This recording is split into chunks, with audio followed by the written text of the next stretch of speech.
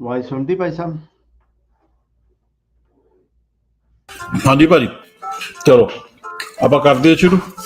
या okay.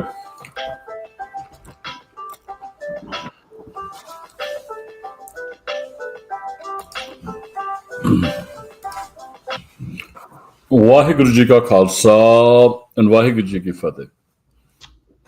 Dear friends, today my guest Sardar Bhajan Singh Bhinder is a very prominent personality of the Panth, and we are very grateful to have him here and speak to us today about Sikhs and their conflict with the Indian government and also the role that the Pakistan government plays in it.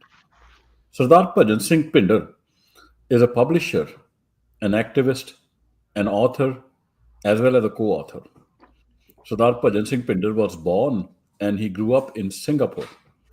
He came to USA when he was 21 years old and now lives in California with his family.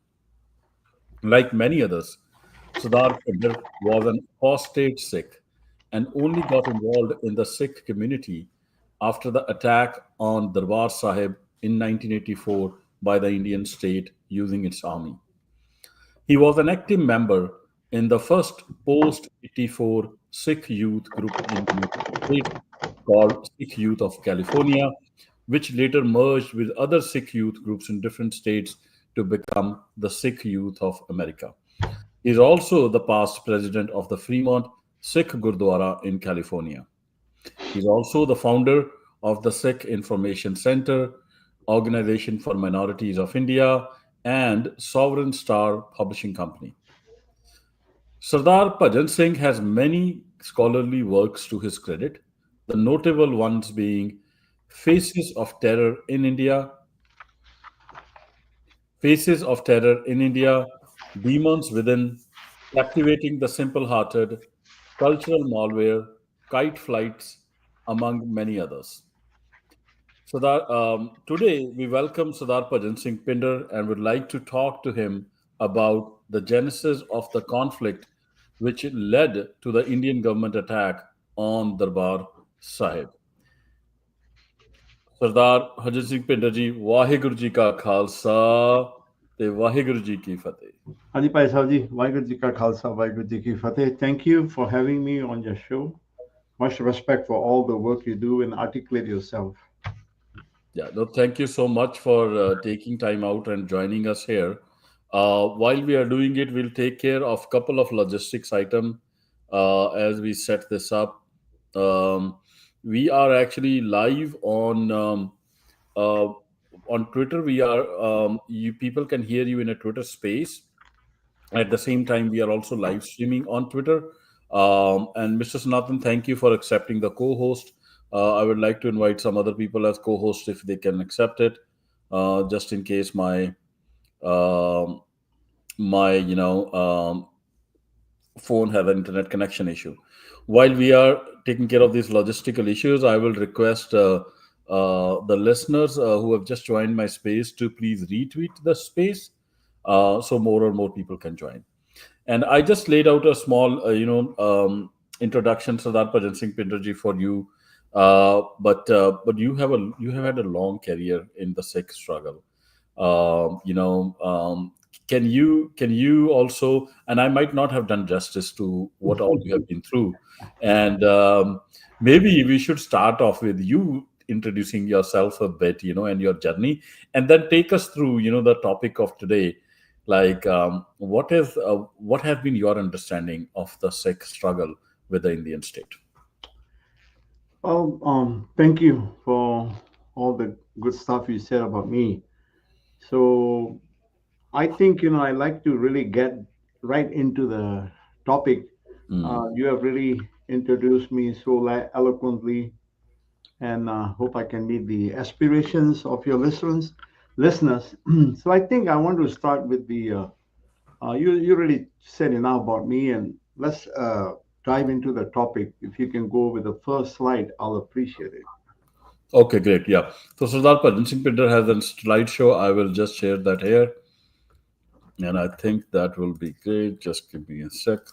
So in the meantime, I only can tell you that it was June 1984. I was just having after work scenario. I was living in Silicon Valley, Sunnyvale at that time, and just relaxing with my friends when I heard the news. And I honestly did not even know much about the occult. And in fact, many Sikhs, I would say, were introduced to the occult, unfortunately, when they saw the destroyed occult. So we have the June 1984 attack coming up, the anniversary. And I still believe that, not I believe, I'm fully confident that we do not know much about the genesis of the conflict, why it happened. Uh, for example, Mark Tully, he wrote the book, BBC reporter, Amritsar, Indira Gandhi's last battle. Was it truly Indira Gandhi's last battle was Amritsar? Or was Indira Gandhi herself an architect and a very key player of subservient to the USSR, Soviet Union, which is Russia today? Was she serving a very, very dangerous servitude, a servant to the bigger cause? And by that I mean, could this also be the last battle of the Cold War? We're talking about 1984, and we're talking about the. And now we can say all these things because you have the GB Sidhu. I'm going to put a slideshow, and this is actually just a very small sprinkling of all the information that is available to us now. For example, GBS Sidhu Khalistan conspiracy, a big time raw insider, very loyal Indian servant who has done a lot of work for the Indian state. And then you have War and Peace, which is a Tamil movement that was going on, the Latte movement going on in Sri Lanka. They are shedding some light. You have MK Tar, the IB director, who played a very, very key role from 1980 all the way to 1990s. His book, and many others. We have Pandey, Soldier Recalls, Sinha. We have so much stuff here. You also see the world was going our way, and the Gallant Defender. Everybody contributed, and I think through this much reading and everything, one can really try to get into the question that is posed here: was this truly Amritsar, Indira Gandhi's last battle, or was she part of the battle, the last battle of the Cold War? We'll go to the next slide. So, in order to understand Indira Gandhi's connections to the Cold War, let's look at her relationship with Russia. I would say her relationship because Nehru was her father. They both tilted, I would say, not for the betterment of India, but to really for their own purpose of dynastic rule. They tilted towards the Soviet Union during the Cold War. And so, so you can see during the Cold War, now the Cold War, all the happenings of the Cold War you can read in the book called the World Was Going Our Way. Also, the Mitrokin archives. This is Mitrokin was a very big intelligence officer in the KGB, so he was in charge of archives. So he brought out all kind of information. It is safe to say that the the Mitrokin archives, the world was going our way, and this archives combined with other stuff actually give you the most insight, precise behind the scene, behind the stage information, what was going on during the Cold War. And you can see that in these archives and publications, the KGB is boasting that they have planted 3,789 articles in newspapers, and then which went up to 4,000. And around the time of emergency, which Indira Gandhi declared, they were planting 551,000. So And then during 1975, the KGB, the Russian, they sent in 10.6 million rubles, about $10 million, $9 million. I was looking at the conversion during the 1975. So they were designed to strengthen the support for Mrs. Gandhi to undermine her political opponents. So quite a very serious relationship here. That means the Russian, they want Indira Gandhi to rule. They see her the best person to serve their interests in this Cold War. And then, if you, this is further how deep the intelligence was operating within India. You can go to the next slide. So this one is basically 5,500 articles in 1 year. Yes, That's a mind-boggling number in it's a mind-boggling. country where you have very like wow. India did not have that many newspapers in that point in time because most of them were nationalized. But like putting 5,500 articles in 1 year, like that's not a small achievement. Like It, yeah. it kind of tells you how deep the Soviet Union network was in India, because it's not the world. Like we have to remember that was not the time, Sardar Pinder, when we had social media where you could just hire somebody quickly who could hire 10 more people to write something. We are talking about where everything was pen and paper and everything had to be written down and published and then sent out. Like there are hardly 360 days in a year, and Yes. you have to like it. Oh my God, this must have been one of the biggest operations I have ever heard of. But this is right coming from the horse's mouth, the people who did it, and one of the most respected source of information. But Harjit, what is even more crazy that all we did a report how the media works in 1988, 1986, 87. That even the news paper, the paper you want to print on, Mhm. it's a quota system. This is a very controlled state. Correct. So you are not you don't make the Indian central government of Indira Gandhi happy. You're not even going to be given the enough quota to print the paper on. So it is very serious. So it seems like it was a complete control. So how deep, to answer your questions, how deep this whole information was. So now we, instead of going to the KGB archives, let's go to Open Secrets. Another deep insider of Indira Gandhi, a director of IB, who came to Canada, who did a lot of dirty work at the height of all this Kamiksha and all that. Very deep insider. He himself investigated the level of KGB infiltration. He said we were, he was successful in identifying 4 union ministers in Indira Gandhi's cabinet and about 2 dozen member of parliament who were on the KGB payroll. He said there was this member of parliament who received a pay packet from the Soviet embassy for covering certain segments of the kitchen cabinet of Indira Gandhi. So you can see the kitchen cabinet of Indira Gandhi, whether we are focusing almost from 1980 onwards, but even you go to the time of emergencies, these people, the kitchen cabinet were the people responsible for deciding what to do. Should we put the emergency? Uh, so very important positions, kitchen cabinet, they were deciding every aspect of Indira Gandhi's operations. So you can see the depth of this infiltration. I can tell you, Harjeet, that if you look at all the archives and you study this deep enough, I think the transfer of power did not happen to the Hindus. I think the transfer of power was to KGB and the Russian USSR. They control everything, and they were playing a very important role in controlling the whole of India, every aspect of India.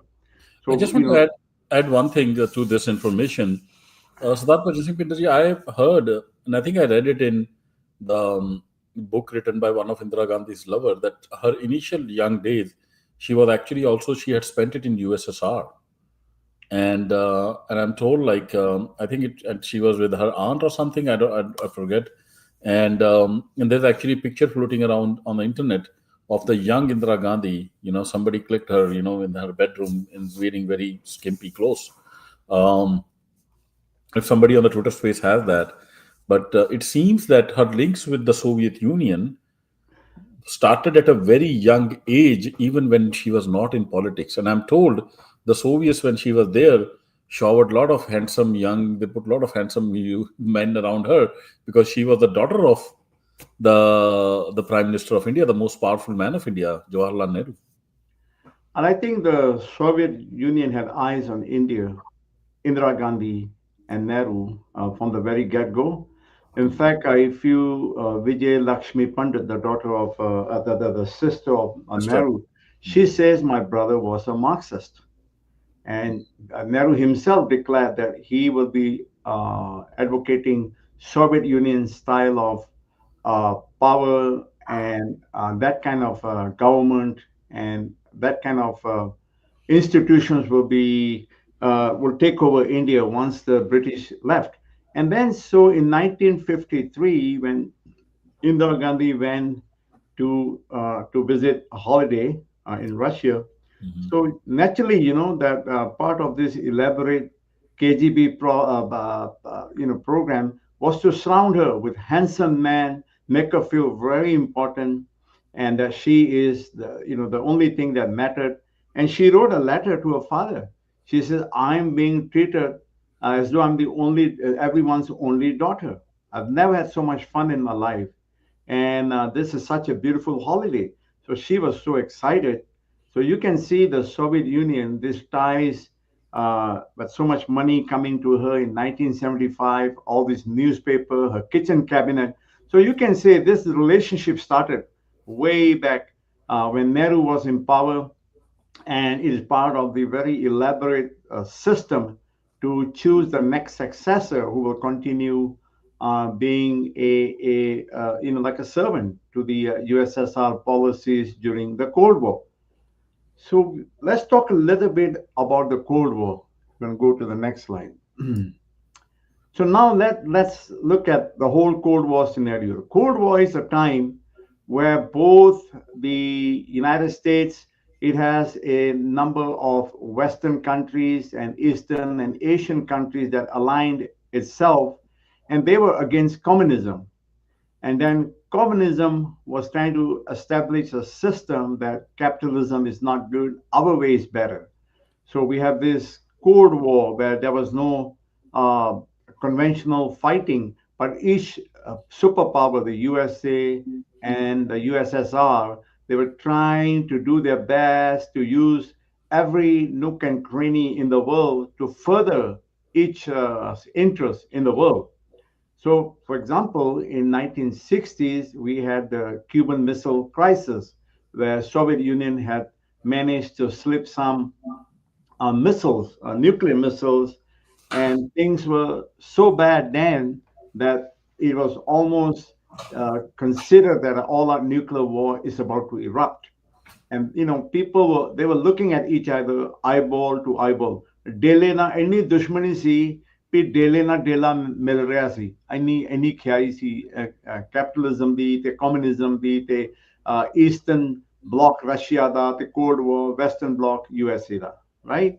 So 1960s, that was going on. Now let's fast forward. Then in the meantime, you had the Bangladesh war that happened. That was also a Cold War thing that happened. And then in July 1977, General Zia becomes dictator of Pakistan. Now we all know nothing happens in Pakistan without the CIA and the United States making sure that the outcome they want happens there. So that's been the way it always been like that. And Pakistan was strategically very important for the United States. So you can see General Zia comes in 1977, and then 1978, mind you, we have the Narankari Kand. Hmm. And December 1979, USSR invades Afghanistan. Again, it's expansionism of communism because Afghanistan was considered a comrade state. Afghanistan has declared in its constitution that is a socialist state. So once you are declaring in the constitution that you are socialist, the Brezhnev doctrine, it compels Russia to come to the aid of internal and external threats to that country.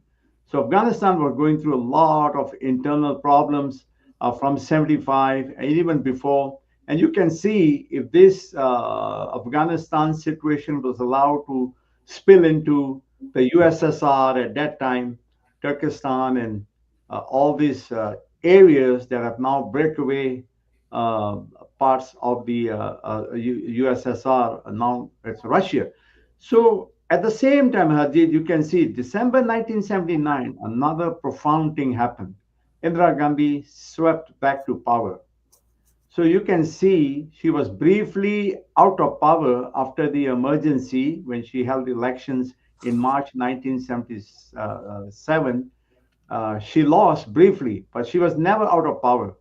All the apparatus of the KGB, they continued to operate. So now in 1979, maybe this is very interesting because both happened in December, and without a strong partner in that region, such as Indira Gandhi, a loyalist USSR supporter who basically all her intelligence and whatnot, a lot of the apparatus belong to the KGB.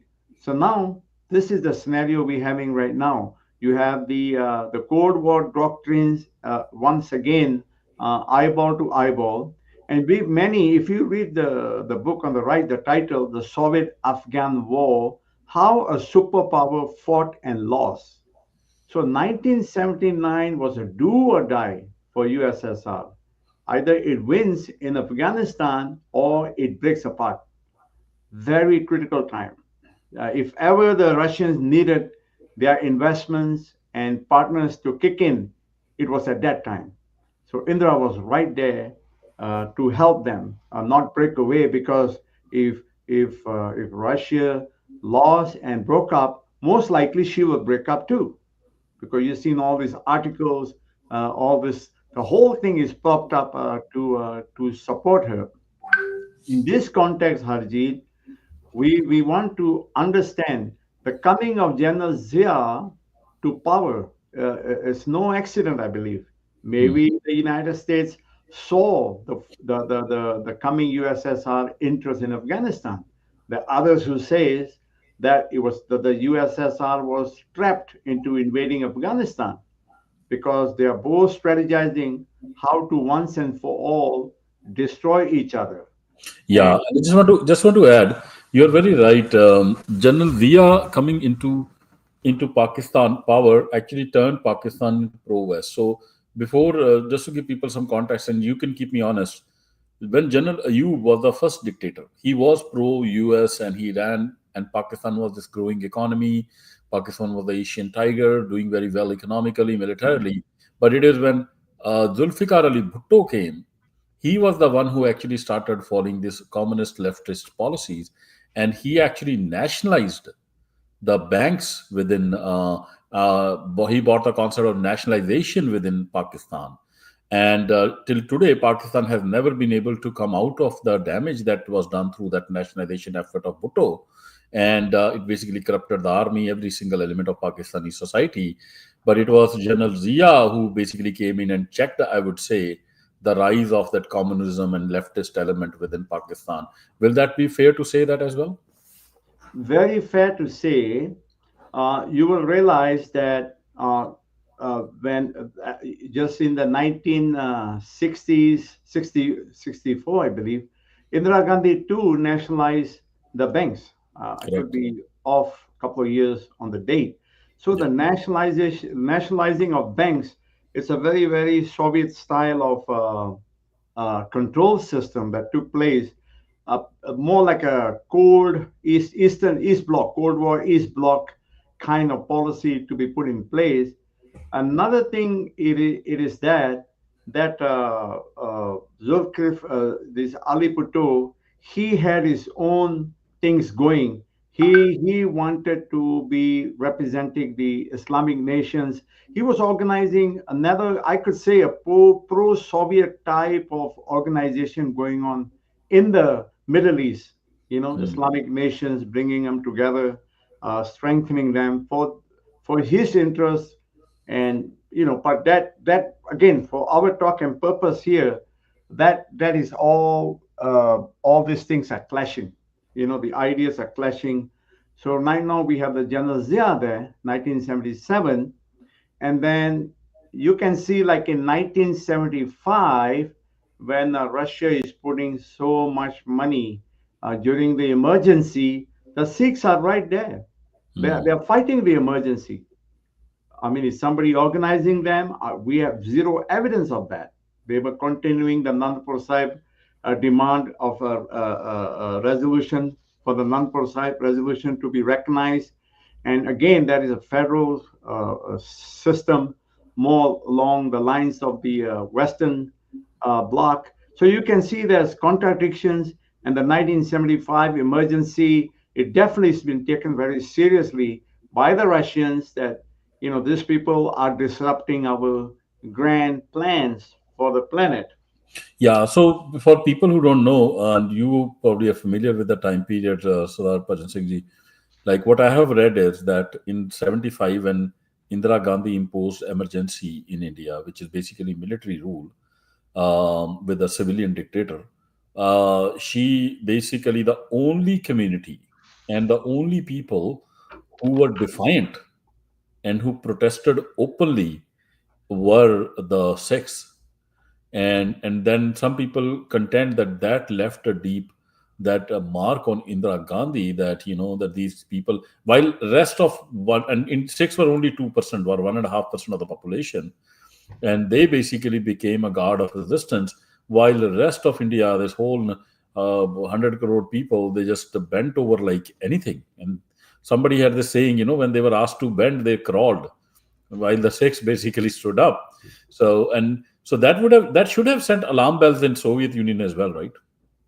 Uh, yes, because I think also you remember that if the Nandpur Sahib resolution was to succeed, then other states, Tamil Nadu, so many other states were also wanting to have their own federal apparatus, initiated, because that was the original intent of India. Even the Gadri Babas, when they were doing their stuff from Stockton, Yeah. I noticed that many Muslims donated 10, 25 when I did the archives at the Stockton Centennial celebration.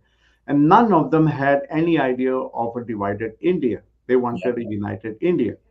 Now, you can see here that the 1975 emergency, where we are always seeing the Akalis versus Indira Gandhi, and every Indian dishonest reporter, writer has failed to give a insight, a peek, an alternative reality here that this is a much bigger war going on. And they always minimize this as simply Indira Gandhi versus Sikhs, but nobody is talking about Indira Gandhi, which is actually the USSR coming into India via Delhi and going into Punjab 75, and just 5 years later, and they are planning this invasion of Afghanistan. So we cannot, all those writings and books, we cannot talk about 1984 without discussing the bigger war, the bigger context of things. I think it'd be a dishonest, and I'm surprised that no one has paid attention to this for decades.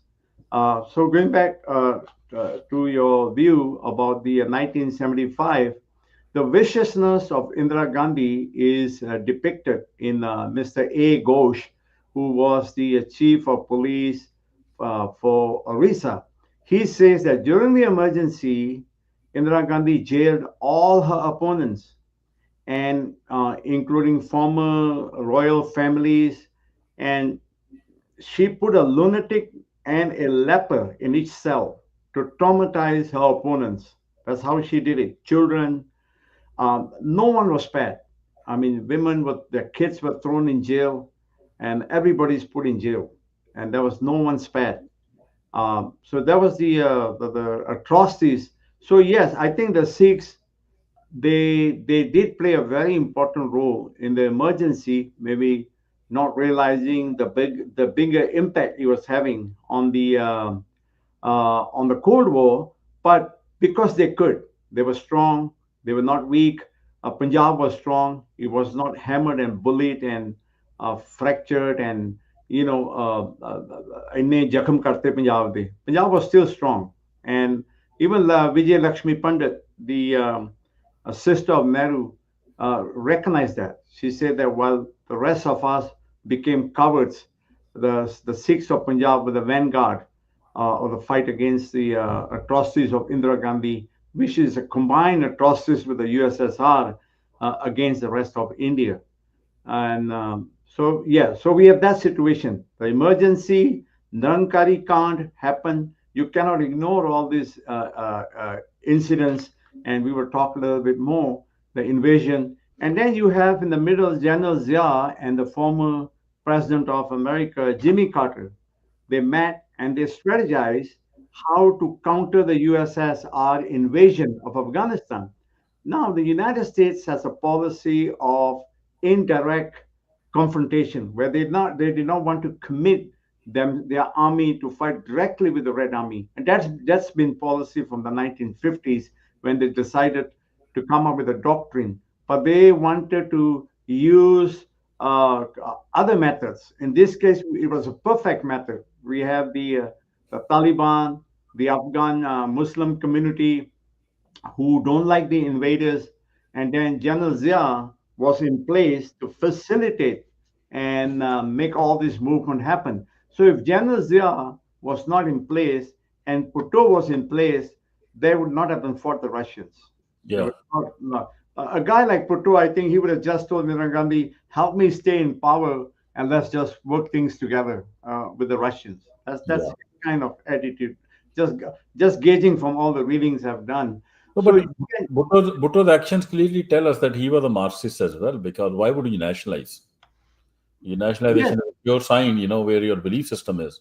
So, absolutely, absolutely. And even General Zia, actually, Bhutto brought General Zia in, and General Zia realized that when he got near Bhutto, he realized what the inner core of Zulkifli Ali Bhutto is about. So you can see there was a coup in 1977. He became a dictator just in time for him to stop the Soviet Union from coming towards India and from India going towards Pakistan, and in a major war to dismantle any presence of United States, any presence of Western ideas, and to really cement the relationship all the way from Delhi to Kabul and going into the Russian, and to really control the whole region. There's the grand so it's plan. Pajanpari, if the Sikhs had not shown that resistance in emergency, and if General Zia had not come to power in Pakistan, I think it is needless to say Soviet Union would not have broken down. The Soviets would have formed this iron road or wall right from Soviet Union through Afghanistan, through Pakistan to India. They would have got this entire belt under their total control and influence, and which basically is basic like US would have been left nowhere. The free world, they would have cut across China as well. China would have had to then totally kind of become subservient to Russia, and they would have had influence over everything in the Middle East. So, would it be fair to say that it is the coming of Zia and the pushback from the Sikhs which kind of turned the tide a bit here, or at least started the semblance of that there's going to be resistance? Well, General Zia definitely. Without General Zia there, Hmm. nothing could have happened. And then the Sikhs were a natural. This is their nature. The gurus give them certain philosophies, which has they are more neutral actually, not siding anyone. But that was their nature according to the teachings of the gurus. But that natural teaching of the gurus really helped the situation during the Cold War, and you will see as we dwell deeper that this continued all the way from the 70s, the 80s, and even up to 90s, especially when during Indira Gandhi's assassination, there was some very serious developments going on, and major wars was supposed to be happening at that time. And we'll discuss it as we go along. But to understand the operation attack on Amritsar, to understand the role Pindranwala played and the Sikhs played, I think is you can't discuss none of this without discussing what we have discussed so far. So I would say that 1984 Amritsar was the last battle of the Cold War, because a couple of years later the Russians USSR disintegrated. So now you can see that under these circumstances, these soldiers, this is Brad and Vedya and all these people, they are merely puppets. True giants like S.K. Sinha and many others, they understood the deeper developments of the Cold War, and they refused to really attack the Sahib. And you have and then you have see the communists playing havoc in this, all the leftists, the comrades. Now remember, all this money that was sent by KGB, they went to fund CPI.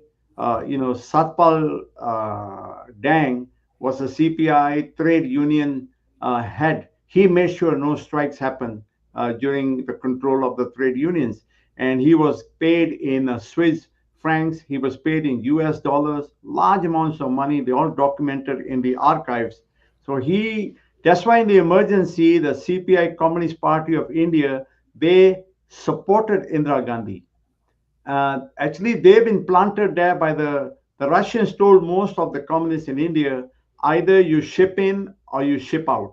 Either you fit into our agenda or you get out. We have no room for you, So they love this idea of a democracy supporting the Eastern idea of communism. It was a very, very critical time for the world, and Indira Gandhi played a very like you say, a servitude, client-state relationship to the Russian. For return which she got suitcases of money, no end of money pouring into her coffers. So the other thing is, all you will see if you look at the study, the archives and the KGB and other writings, the monies during critical time, 71 Bangladesh war, then you have the 75 emergency, and in 1980, when this whole thing was picking up, a lot of money started pouring into India to Indira Gandhi. So the money pouring in India to strengthen India against Pakistan, and for the Russia to get a relief from the United States, by now running a very successful counterinsurgency from the safe sanctuary of Pakistan. Hmm. So in this context, when we are looking at it, so Indira Gandhi. That's why when you let's look at the next slide. This will explain one side of the story. Now, how this thing is all being played out. While we have the bigger the giants, facing each other, you have the internal compulsions for Russia to survive in Afghanistan and even survive as USSR. It definitely needed Indira to be strong and in power for decades. So in this case, now it makes sense. When you read The Insider, G.B.S. Sidhu, the Khalistan conspiracy of a former raw officer, he writes that from December 1979 to 1980, when Indira Gandhi transitioned into power, she immediately was preparing for the 1985 election. I mean, she must win 1985. As we already discussed, her importance is not only for her personally, but also for the greater geopolitics developed in that area. So, in order to win the elections in 85, she wanted to focus on two issues, Pindravale and Khalistan issue. Mind you, this is 1980. And this is coming from a man, I mean, you can't question his integrity. He one of the most loyal guy. If he was not there, countries like Sikkim would not have been broken to join India. So he's saying, uh, and he worked with Indira Gandhi from 1980 till 1983 to develop this strategy of her re-election. He thought that I was doing a good thing. I was serving a party and my nation. On 1983 October, he realized that things they are going for blood. They are going for Punjabs. They're going blood of the Sikhs. He resigned. He said he cannot continue this operation. So Yes. this operation of the Khalistan conspiracy we're going to discuss. So Indira Gandhi wanted to use the Khalistan issue to rile up the Hindus, Hindu majority. Yes. scare the daylights out of them, that all is going to be lost. Punjab is going to be on the brink of breakaway. The CIA is right in Pakistan. Yes. General Zia is right there, and Pindramwale is going to announce, Khalistan. So so actually, every development from the time she strategized this from 79 to 80, every action need to be scrutinized. Yeah. Although she wanted to focus on Khalistan, her biggest, the people who were helping her on the Khalistan issue were the KGB. So the Correct. KGB in 1981 ran a operation called Contact, where they were putting these ideas of false documentations, uh, threats that the Sikhs are going to establish Khalistan, and then these stories were planted globally, and Indira Gandhi used this scare tactic. So you see, the Khalistan actually Sikhs always want their Raj. They Yeah. want to be sovereign. That's one thing we need to look at. And also, I want all our listeners to be mindful that we don't want to clump everything together, like Jagjit Singh Chauhan, that need to be discussed separately and compared to this situation. There's Yeah. a separate. We can down the line compare whether they were complementing each other or he was genuinely a Khalistani. But in this case, Indira Gandhi decided to use the Khalistan issue, and the Russians were there to help them. And their archives even named the Operation Contact Autumn of 1981. So Yeah. 80, now we are going into 81, and they are developing this theory of Khalistan and the early signs of the geopolitical war that is heading towards Punjab. You can see in this early Yeah. situation. I just want to add because I have read this book from GBS Sidhu, Startling Revelations. And when you read it, you have to be cautious when you're reading an account by a former intelligence officer, that too from India. But you can make out, you can verify some of those details. So as per him, the Indira Gandhi had this gang of four. It was previously headed by her son Sanjay Gandhi, and once he died, it was Rajiv Gandhi who headed it, along with Arun Neri and all, who were basically since 1979. They had a plan how to win the elections of 1985. That we will create this, fear in the mind of Hindu majority that the Sikhs are the terrorists, especially around Sant Pindrawala. These are terrorists who are going to kill everybody, and then they launched this fake disinformation and misinformation campaign, and also probably conducted some of the violent activities from their that gang of four to kind of create this fear and projected Sikhs as terrorists who are going to just kill every single Hindu. And one of the intriguing things, I don't know whether you noticed, Sardar Bhajan Singh, GBS Sidhu talks about is that he was sent to Canada and America to do a project, and the how much is the Khalistan movement strong. And he said he was surprised that why he's being sent on this job, because at that point, during that time, like late 70s, there was no Khalistan movement in the West, except for Sardar Jagdish Singh Chauhan, and there was no big Khalistan movement going on. There was this Anandapur Mata movement going on for autonomy, but he was sent and he was told to produce a report as if to show that Khalistan is such a big issue in the diaspora sex, and he basically even talks about because he didn't make a very forceful presentation, so his boss, what is it? Rahman, Yeah, and he made this fake presentation to present as if Sikhs have this huge Khalistan issue, while the real demand was actually federal autonomy, and that was the political demand which was going on. And and I think it is in GPS Sidhu's book where he talks about that there were people planted within Darbar Sahib who tried till the last moment to have a Santji declare Khalistan publicly and to give Indira Gandhi a further excuse to justify her actions.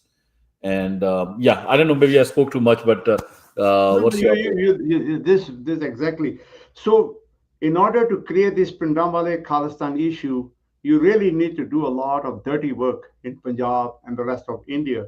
And the Yeah, Russians helping with false documentations, planting false stories.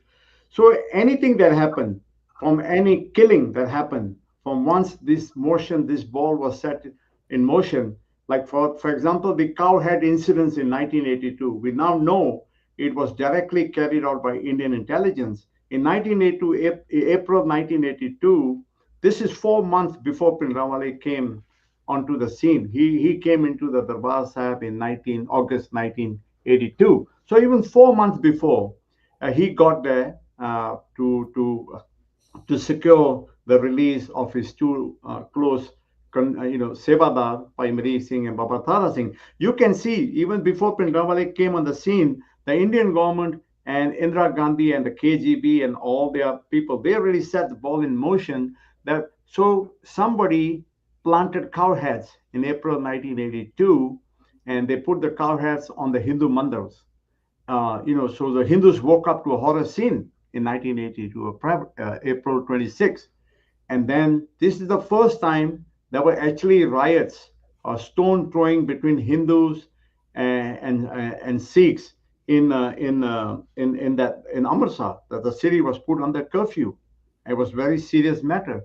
The whole world started looking what happened to these two communities who so lovingly embrace each other and no Maharashtra. And there were a lot of, you can say, valuable history between these communities.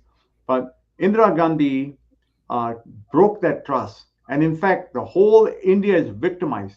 She used the most holy animal of the Hindus and used that, and they put the cow heads on the Hindu mandirs, bloody cow heads. Two of the temples they put the Shivaji mandirs, and they wrote the word Khalistan Jindabad on it in wow, Gurmukhi. And they said that if you do not give holy status to Darbar Sahib, the Golden Temple, there would be a cow head, a campaign going on. So this is done by the Indian intelligence officials. My book, The Faces of Terror, even give the name of the person who did all this, who took the ownership. But it is all done by the central government's policy to create major fear into the population, so they can create this volcano and then come in and say, you know what, we put the lid on it now. Punjab is safe, the nation is safe. But there was no volcano. It was all in the mines and the newspaper articles. I bet you most of the newspaper articles after 75, they spent the whole time putting Pindramwale down. In fact, there was one article that directly created by the Russian Pravda newspaper at that time, planted in the Indian Express, or vice versa. It says, this is May 30, 1984. It says, Pindramwale had a live landline between Langley, Virginia, which is headquarters of the CIA, and in the Darbar Sahib and wow, Amritsar, right? So this is really coming together. So everything that has happened to Punjab, it has happened to Sikhs, it happened to the Hindus in Punjab, it has happened to all of us. Everybody is a victim of this client-state relationship that Indira Gandhi had with the Russians to make the USSR happy in return for money, in return for dynastic rule, in return for all her everlasting ambitions, which she and her family had, is very well documented. So you can see from the cowhead, the killings of the Hindus from the buses. I will discuss that a little bit more. So everything is timed in such a way to increase the pressure increase the pressure. And now, why they could not do this early 1980, why it has to prolong and prolong and prolong, because she wanted to time the actions of a maximum hit on the Sikhs and Pinrawale and the Khalistan, that it's the made up Khalistanis. She wanted to make it very close to the 1985 election. So the elections were happening in December 1984. So Yeah. she has seen before that people forget very soon. People forget who you are. People got a short Correct. memory. So Correct. she wanted to time it in such a way that I probably would do something in March of 1984, then, clean up, mop up, and just in time, the Durga has saved the country once again. That's what she was called. Durga saved the country when she had the Bangladesh conflict, which was also another KGB project. And Yeah, and it is understandable, Sardar Bhajan Singh, like, because Indira Gandhi, when she did the 71 war with Bangladesh, she was utilized by all Indians as Ma Durga. Like, she literally became goddess. And then she had this big fall in emergency. And now she was basically dying for that same power again. And as GBS Sidhu was not a junior officer in RNAW. Okay, he's a very senior officer. He retired, and he was also, I think, son-in-law of Sardar Swarn Singh. Sardar, yes, and he has this book has to be read by every Sikh. You can't blindly trust words of the intelligence officers when they write books, but there's a lot of information, especially for Sikhs, which is very useful to understand what was going on. And and uh, he basically was saying that they were planning it right from 1979 itself. The whole group was formed, and the plan, as you said, was very simple: to create this fear in the mind of Hindus of the Sikhs, and time it for 1985 elections. And so the whole aim was 1985 election, and they were preparing for it like 6 years in advance. absolutely. Yeah. Look, the curious thing, not the curious thing, the important thing, Hadid, here, if you have everything, so much money pouring in, and they have so many agents, ministers, members of parliament, direct payroll of KGB, so you can say that they were getting a monthly salary from KGB, a Yeah. sizable number of people serving India, kitchen, Indira Gandhi, the kitchen cabinets, defense contractors. So you can see that everybody who received this money, they were making all the laws in India, whether it was the emergency laws, after the 1980, all these happenings that were going on. So the laws and every control of the parliament was actually in the hands of a foreign entity, the USSR. So in that sense, we are discussing, and the GB Sidhu is saying, in order to get to the timeline, we roughly putting it at March 1984. She has to create a lot of fake stories. She has to do a lot of killings, create mayhem, so portray Punjab as one of the most dangerous destination in the world. And for that, when she saw that the Khalistan issue is not working in her favor, then GB Sidhu is saying, we were told to create set up 9 raw agencies throughout Europe to monitor Khalistan activities. Correct. Which are So, not even there. so they were going to create Khalistan activities, right? Yeah, and he Because they basically couldn't says find that real when Khalistan. he was sent on this job, he thought it's paid vacation because what Yeah. activity will I find out? There is no Khalistan activity at that point in time in West, except that Jagdish Singh Chauhan was going around. But that's just very normal in the Sikh circle. You have one person going around talking about partition and all that stuff. But yeah, he basically says he basically had nothing to do. He was on a paid trip holiday and he drove around all of Canada, all of North America, and went back and To find Khalistanis, you couldn't find any. Khalistan issue, Very right? disappointing for the Indian state, Yeah, right? Very disappointing for Russia. So yeah, what is curious here? Let's look into it. So you have on the issue of Khalistan, so now we want to talk about the importance of Pindramwale, right? Yeah. What if Pindramwale had said Khalistan? What he would have clamored for Khalistan? He fought for Khalistan. He would have fall right into, knowingly or unknowingly, he would have fall right into the hands of these big operations of the Khalistan conspiracy. Yep. So that did not happen. He did not say Khalistan, you know, till the very end. And he at that time said that the Indian government, if they set foot in Darbar Sahib, they will be laying the foundation stone for Khalistan. Still, to be fair, there is some openness. He left some window of hope even in that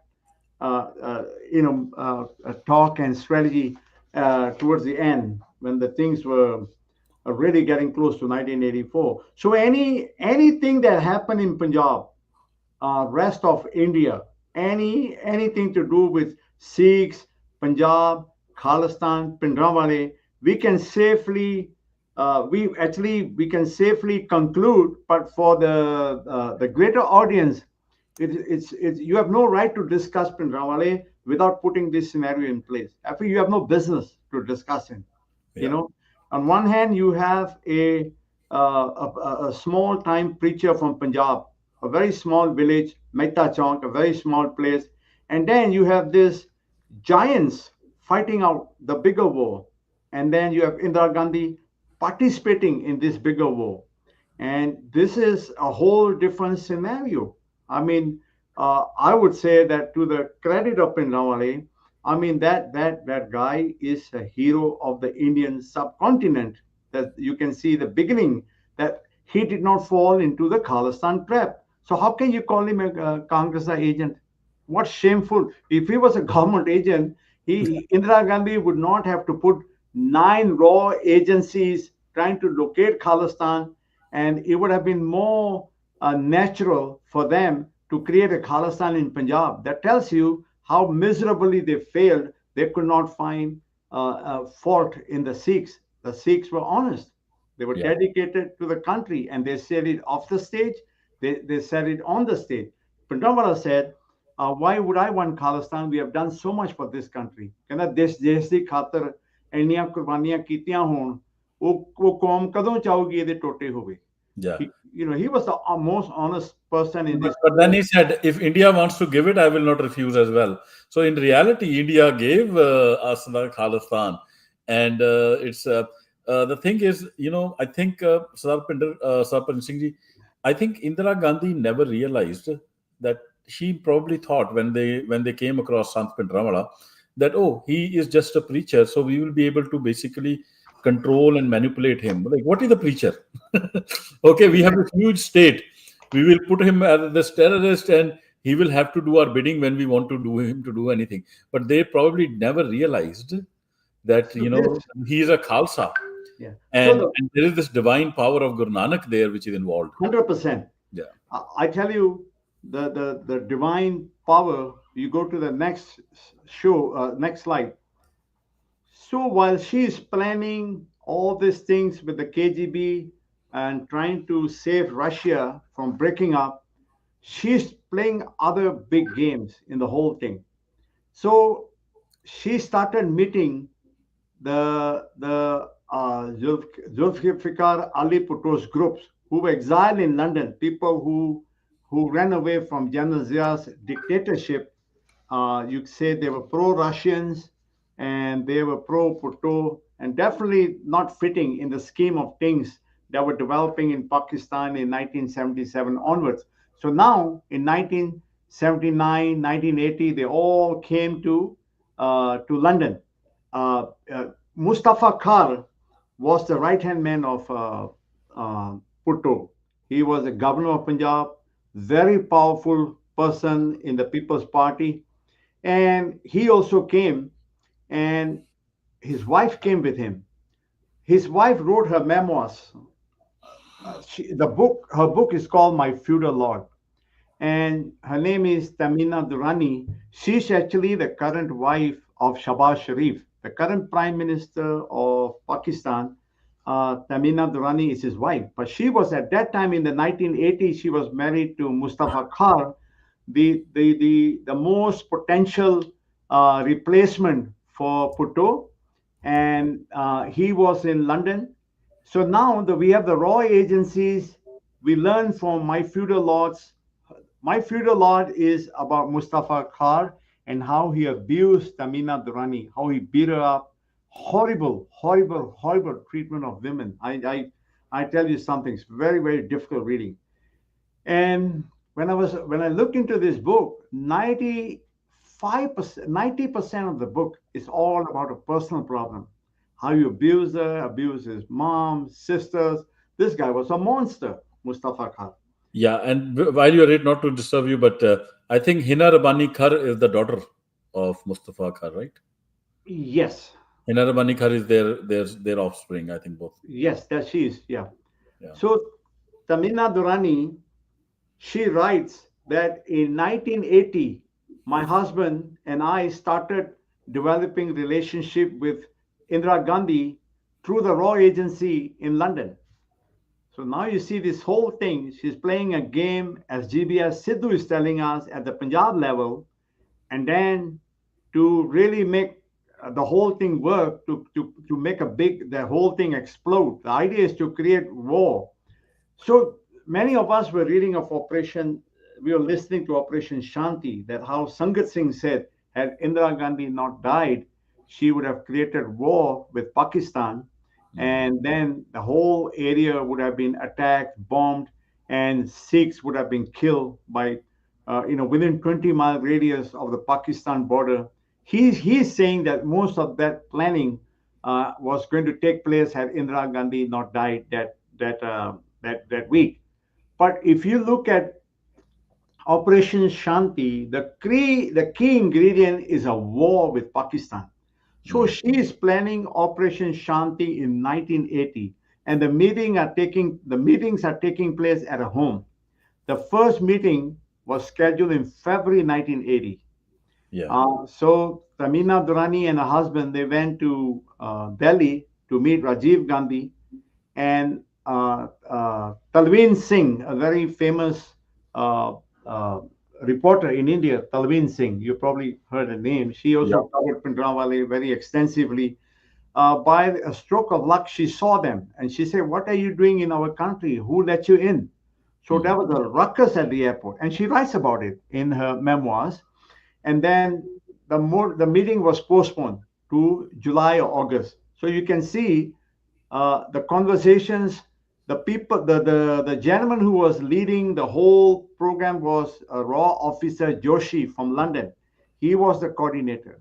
They were planning this war and everything. So Indira Gandhi is quoted in her memoir saying to her husband when they met in August 1980, mind you, Mm. we will have to crush and humiliate your army. Only then can our two countries live in harmony. Only then the rule of civil law can you hope to restore.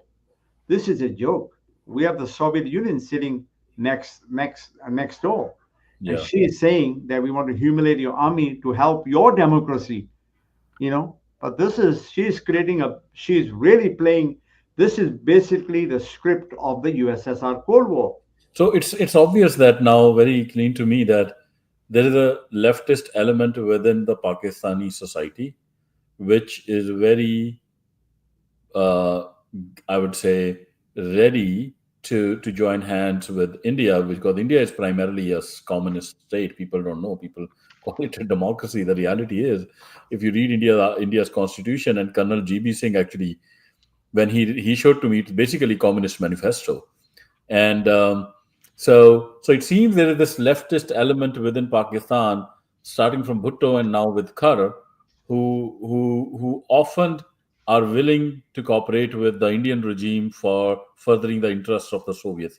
Is that a fair assessment? It's a very fair assessment because what we will discuss in the next couple of slides is mind-boggling, and no one wants to connect these dots.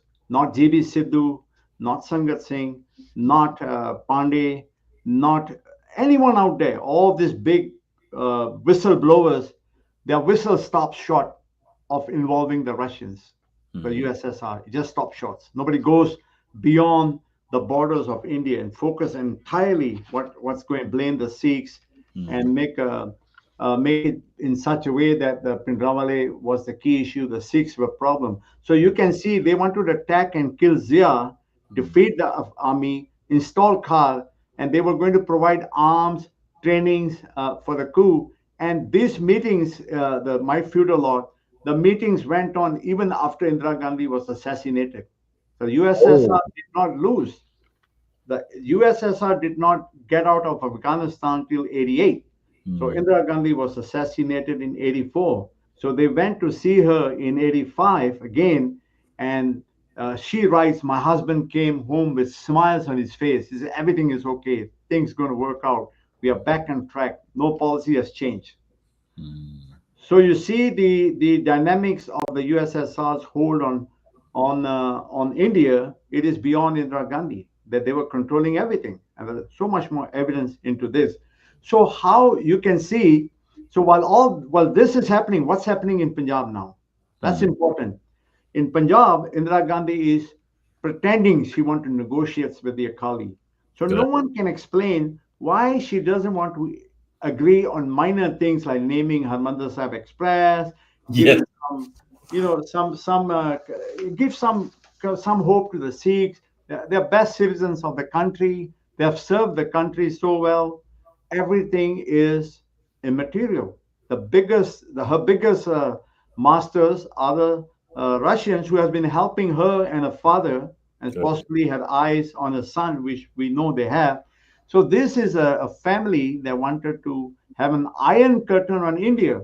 That's Yes. why they look at China. China is a superpower, right? Yes. And India. Mhm. Yeah. Just want to add, I think you touch on a point, and for readers, one of the things I learned from GBS Sidhu's book was that Indira Gandhi was never sincere in those negotiations. Many Sikh scholars today also say, oh, the Sikh side failed in negotiating with Indira. We should have negotiated. Santji should have shown more political, maturity and all that thing. You have to read GBS Sidhu. He clearly lays out that Indira Gandhi was totally non-sincere. She didn't want any agreement. And there is an incident he quotes. This incident is from, I think, December of 1984. So Indira Gandhi had formed this committee of PV Narasimha Rao, Chidambaram, 4 5 main, 83, 1983. 1983. And then GBS Sidhu's father-in-law, Swarn Singh, was also the main interlocutor. And Swarn Singh, obviously, when he came to Delhi, he stayed at his son-in-law's place. And he came across and he said, okay, oh, the agreement has been finally reached. And he was very happy that, okay, this whole war is avoided. Indira Gandhi is like, we have reached an agreement, and Indira has said yes. And then tomorrow it will be announced in parliament. And then tomorrow, Swan Singh said, when we all watched, we thought, what is the announcement in parliament? Exactly opposite of all the discussion that was discussed, the demands that were discussed. The I think it was a PV Narasimha Rao who read it. It was totally different from the agreement. And and when Swarn Singh called and Narasimha Rao, the answer he gave was basically Indira Bibi changed it last moment. So why was Indira changing all these things when she had this whole committee? She was never sincere in anything. She had the Biba sitting on top of her. The Bibi had a Biba on top. And Yeah. then till and the timing has to be such she has to prolong this whole suffering because it's all about elections and making sure that the Soviet Union don't break up. We cannot we cannot take that away from this scenario equations and all. So you can see now that Tamina Durrani, they are making all these efforts. So now in order to complement the situation of potential war with Afghanistan, she in Pakistan, she has to create a Punjab scenario of Khalistan. Punjab is dangerous, killings of Hindus, cow hats being used, murders, bank loot, and by the way, all the propaganda she was doing toward the rest of India, B.D. Pandey, the last governor of Punjab before or during Operation Blue Star, he proved every aspect of the crime statistics of Punjab wrong. He said Punjab was the safest place. It has the most industrial applications for new businesses. Even in January 1984, he said, I tried to explain to her in 1982 when I went to see her. and she was threatening to bomb Golden Temple in 1982. She Is said, "I this like to bomb is the this place." is this the book in Yes, service in service to free India. of Very free interesting. India? Yeah, it's a great book by B.D. Pandey. Yeah. Yeah. So you can see the negotiations. It is all like right now. It's pointless to discuss whether the Sikhs were to be blamed, who didn't blame the violence, when the whole culprit is in Delhi, the puppet of the USSR. So everything need to be discussed again, and under the context we are talking about. So she need to drag the negotiations. हम मंगम मान लेते हैं, तुम ये सुधार करके आओ, can you change the Nagpur Sahib resolution to make? She was putting all these games, Hmm. and Prolong somewhere it. people are saying why Pindawale did not come out from the Golden Temple, right? So you are talking about superpower, you're talking about so much money, you're talking about every conceivable thing going on out there. How even the ministers, the intelligence officers, a lot of them they were not privy to all this information. So, for example, May 29, 1984, literally a day or two before the operation attack on Darbar Sahib, Swaran Singh saw army marching towards to Jalandhar area towards Amritsar. He drove hastily to meet Indira Gandhi, and Indira Gandhi saw him, received him, and he said, "I saw army heading towards the Darbar Sahib. Don't, are you planning to attack Golden Temple?" She says, "सरदार जी आपने ऐसे सोच ही Oh, कैसे लिया मैं ये गलती करूंगी? How yeah, can you even think I will make this mistake?" She was attacking him. So yeah. who is Pindramala? Who's anybody else? When you have a minister, her close right hand person, going to Delhi, talking to her, One and day she's before that. telling him, "Don't worry, I have no such plans." Yeah. And No, then even people, not even that. I think on 2nd of June, hours before the attack began, she addressed the nation, wherein she came across as "I don't want war. They should talk to me" and all that stuff. While the orders were already given on 14th May for the army to attack, and absolutely, even everything. in the last hour, she was trying to fool the people as if like she's this victim. She doesn't want to, hurt people. And then, while the orders were issued in General Barad's book itself, 14th of May, the decision was already taken. So now let's go to the next slide. Like Yes. this one we are looking at. This will explain some of her draggings, what she planned to do. No, the other one, earlier one, Okay. the one This one? before this. Yeah. So you see, in 1980, they were planning to assassinate Zia. Hmm. So there was this general, two-star General Malik. Now we have these meetings going on officially from 1980 February, but they were going on earlier behind the scenes. So the meeting happened in February. Probably they were talking about it since months earlier. So you can see how that General Zia was supposed to be killed on Republic Day, March 23rd, 1980. Okay, and the coup failed, and they couldn't kill General Zia. So maybe this plan was a separate plan from Indira Gandhi's plan, or maybe they were connected. Hmm.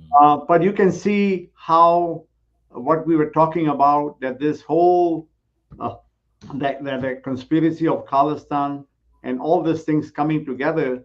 So we need to talk about the attack on Darbar Sahib, the whole movement of the Punjab for their rights, water rights, Nandpur Sahib resolution, recognition of the Harmandir Sahib as a special status city. Very minor things. Yeah. Maybe Nandpur resolution could have warrant a bigger discussion, but uh, but there was other things playing. In this case, there was assassination attempt by this two-star general who was also held by the leftists of Pakistan. And if you go to the next slide, this is very interesting. So in March 1984, like about a couple of months before the attack on Darbar Sahib, this is the Christian Science Monitor. According to one high-level security official, the arms uncovered in the truck and in the subsequent raid on a home of the major allegedly possessing the videotape of the Sardar assassination was sufficient to arm 200 to 300 men and included ground to air missiles, anti tank missiles, automatic repeater rifles, mortars, and plastic. So India was involved in this plot to assassinate General Zia in March 23, 1984. March now. Okay. I think the timeline of Operation Shanti was right around this time, where there will Mm, be attack, General Zia will be killed, and the new Pakistan forces will attack India, and in a skirmish, they will kill all the Sikhs, the finish off the Khalistanis, kill Pindrawale, maybe mm, bombard the Golden Temple like she threatened Pandey that I want to bomb the Golden Temple. That was in 1982. She also requested Sinha in 1982 to bomb the Akal Takht. You know, she was testing all this way back then. mm, mm. And this news came on March 19, 1984. But if you look at the whole story, and then if you look at Tamina Durrani's feudal lord, she is saying that they sent these weapons in January 1984. So Oh. December 31st, 1983, the shipment started leaving India, Punjab, and this Mm, is the witness by Tamina Durrani, my feudal lord. She tells the whole scenario. So what is missing from March 19 to January of 1984, this 3 months, you can read in Tamina Durrani's book. So when all this thing happened. So this took place in December 31st, 1983. All mm, the shipments went into Pakistan, and the shipments were found. The coup attempt against General Zia was foiled, and many people were arrested. Now this is enough weapons to arm a small country. It's a big shipments. How do mm, you carry so much rockets, missiles? This is a big item. You just don't put them in your pocket and you mm. walk across the border. So now we want to take you back to Indira Gandhi's plan. This is the other side of the equation to killing Zia. Now, how Indira Gandhi is planning from Delhi to operate this? So she started the president rule in Punjab. The Mm, president rule in Punjab starts in October 1983, October 5, October 6. So now, when the president rule is in place, then Harjit, everybody, that now you have the president running the show in Punjab. The administration is cut off. So yeah. Delhi is smuggling these weapons across, Oh. and in order to do that, they had to put president rule in Punjab. And in order to achieve president rule, they have to kill Hindus in the bus. Tilwawala bus can happen in October. Mm, So October 5, they did the bus count where the Hindus were pulled out from the bus and killed, and nobody has been able to explain that clearly why that killing happened. Everybody condemned it. From Pindrawale, nobody wanted this killing. mm, Pindrawale wanted to be victorious, and he would have been victorious had been able to come out of Golden Temple even with a little bit of face-saving victory. That would have been in victory. Once he is out, he controlled the whole of Punjab. And yeah. Indira Gandhi wants to keep him there because he's enough trouble inside the Golden Temple. Once he's out, the whole Russia and the whole India, everything will dismantle. Yeah. So who's going to create a government in Punjab? Is Pindramwali who is going to create the government in Punjab after that? People work with him. So now you can see that the president rule. Now Punjab was a Congress government. Darbara Singh is a Congress government. The center is a Congress government. Mm. A lot of details here, brother. You might want to get your coffee. Yeah, sorry. My I had a long night, but this is really interesting. Please go. Yeah, please So continue. now you can see that that Delhi and the Congress government in Delhi, Congress government in Punjab. So the bigger political aspirations of geopolitics overtake the immediate need of India and the states. Why would you want to dismantle your own government? Mm, Because you have higher interests. mm, Same thing happened in 1977, the Saka, Narankari Saka. You have a mm, Jansan government in Delhi, you have a Jansan government in Punjab. Why would a Jansan government allow Narankari, which is a government militia, by the way, a mm. trained government militia? They are not a Sikh sect.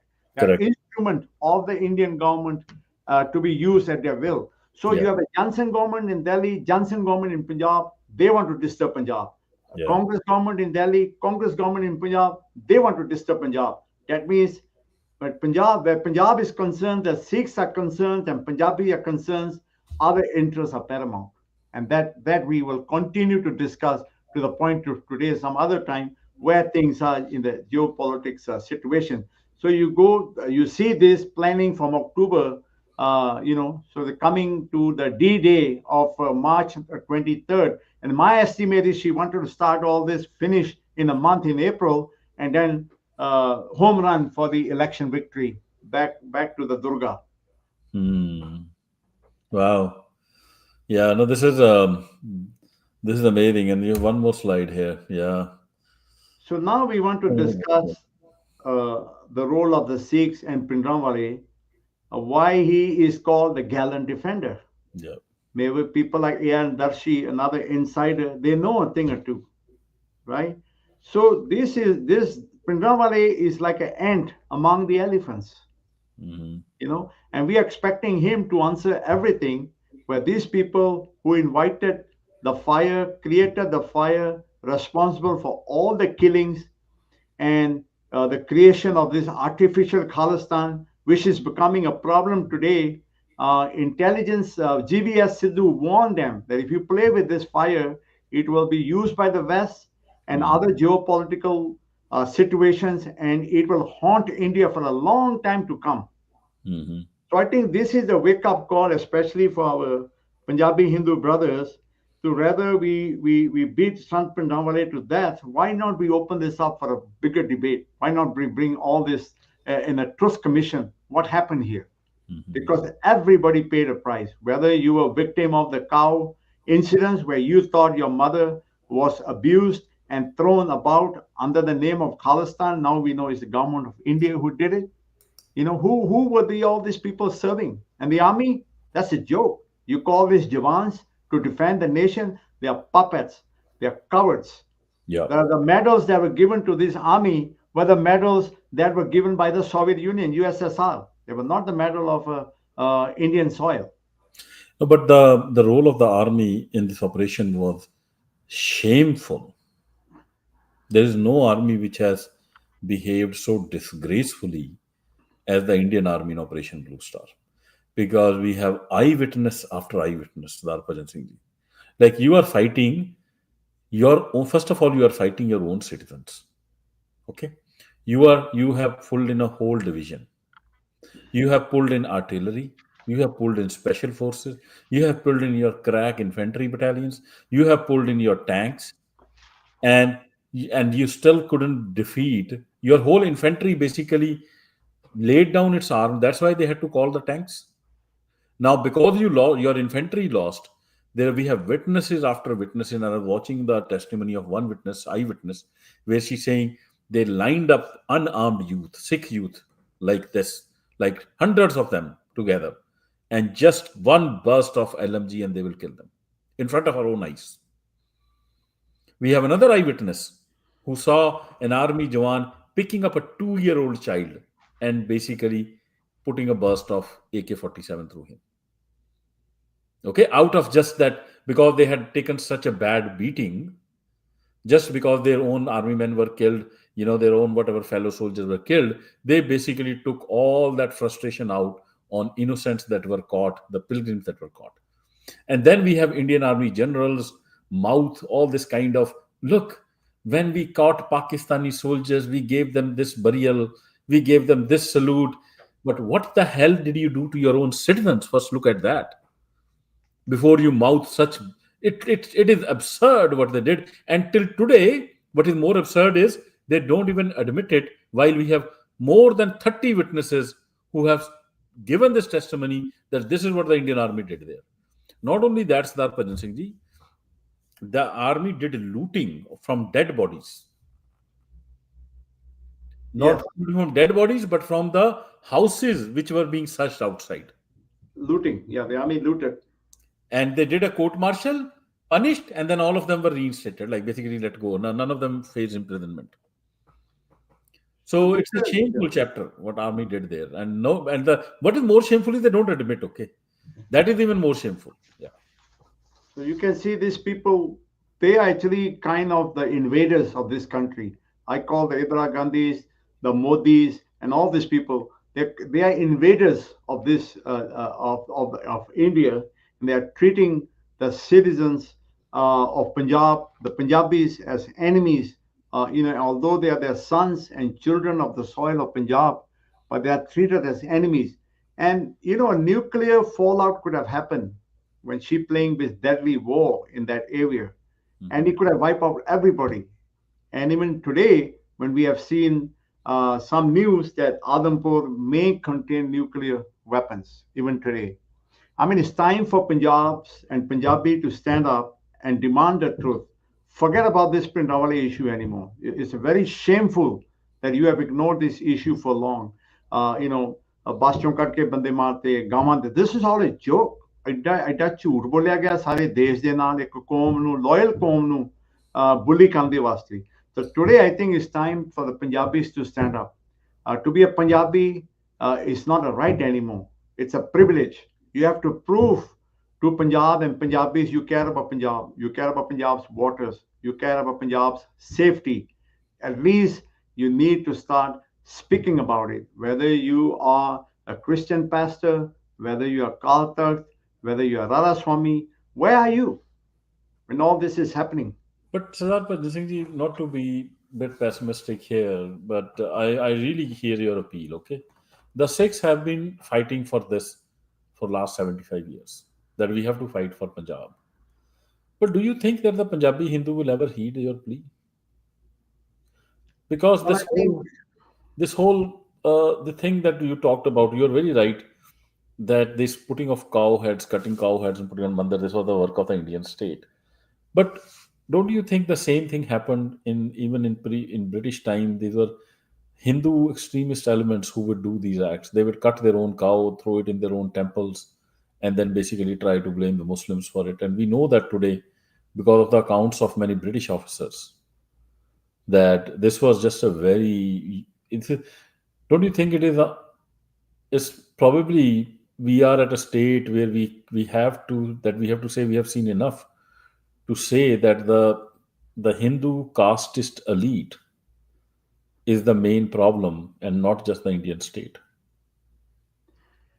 yes, I agree. I agree with you. In fact, it is a casteist people who have decided to look at, like we're saying, had the philosophy of Guru Granth Sahib been implemented in Punjab and in India, and then India no doubt would have been a superpower. That has been a lot of people been saying that lately, you know.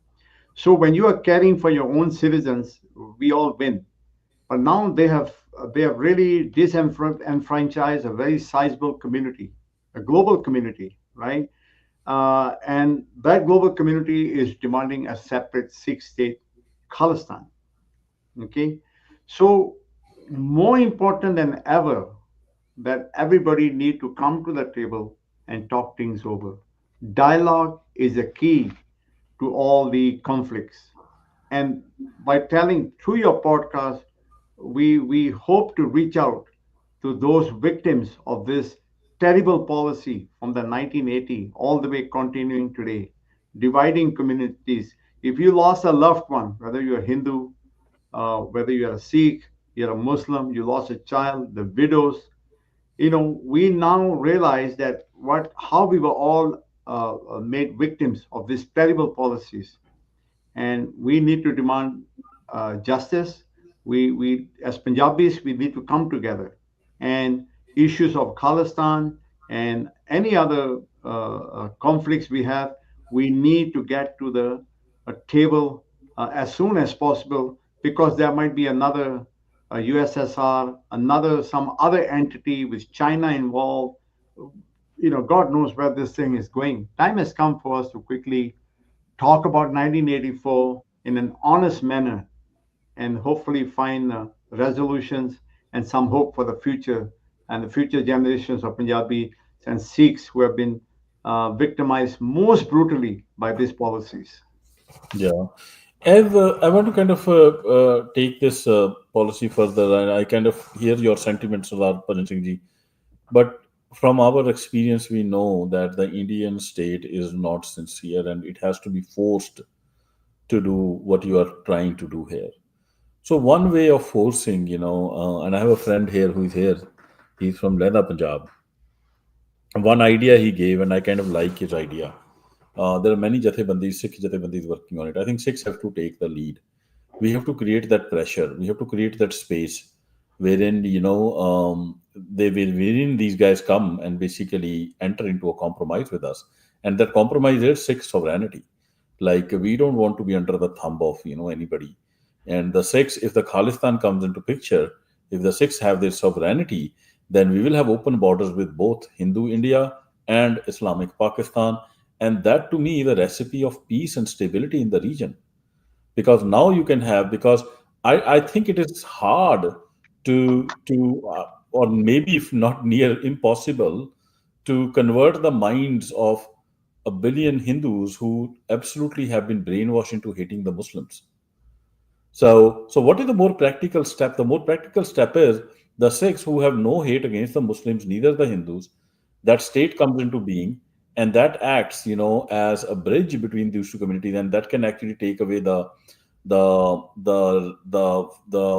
fear we have of nuclear war, as well as open up trade and prosperity. What's your thought on that? Well, I think, so far the way the Sikhs have acted without any guidance, without any interference from any geopolitics, on their own natural thinking and philosophy and abilities, they actually are already practicing that. What we are thinking in theory, we are already practicing it. We saw a lot of camaraderie and get together on our the other side of Punjab. Like I said, before 1982, April 26, when they threw the cowheads, the Hindus and Sikhs had no issues at all. They were living amicably. Things were working out. Had the Anandapur Sahib resolution been adopted, then we won't be talking about Khalistan today, right? So I think a buffer state or a natural state between these two warring factions is a need of the hour. And with China's involvement, it could be even more important for the Sikh idea and philosophy, which is Sarbada Pala, we Yeah, have been putting in practice. Sikhs have went to Rohingya Muslims, the Kashmiris, the Hindus from the flood areas, langars throughout the world. That every Gurdwara in the world practice langar, and you can see so many people from southern India coming. Nobody asks about their caste. yeah, So we are a natural for that area for long-term peace and stability. And the reason why I come back to the people of Punjab, whether you're Hindu, Muslim, Sikh, whoever you are, you need to have a basic conversation because what happened from 1980s, even from the day the partition of Punjab and India, whatever has been happening to us, we need to have some sort of closure to it. And then the future also need to be discussed whether we're going to continue to fight. Nations and borders are built and rebuilt, broken. I mean, like Israel is now being criticized like never before in its life. Some policies, everybody is critical of Israel. In America, I've never seen so much criticism of Israel. That shows you that things can change anytime. Look at the recent Pakistan and war between India and Pakistan. For everybody thought that India was just going to walk over Pakistan. Like there's you're walking into your own backyard. That didn't happen. You know, so there is always room for table talk, and the people who are impacted the most by this conflict, they should be the smartest. In this case, the people of Punjab. They could be safe, not they could be, they will be safe in Khalistan, I can assure them.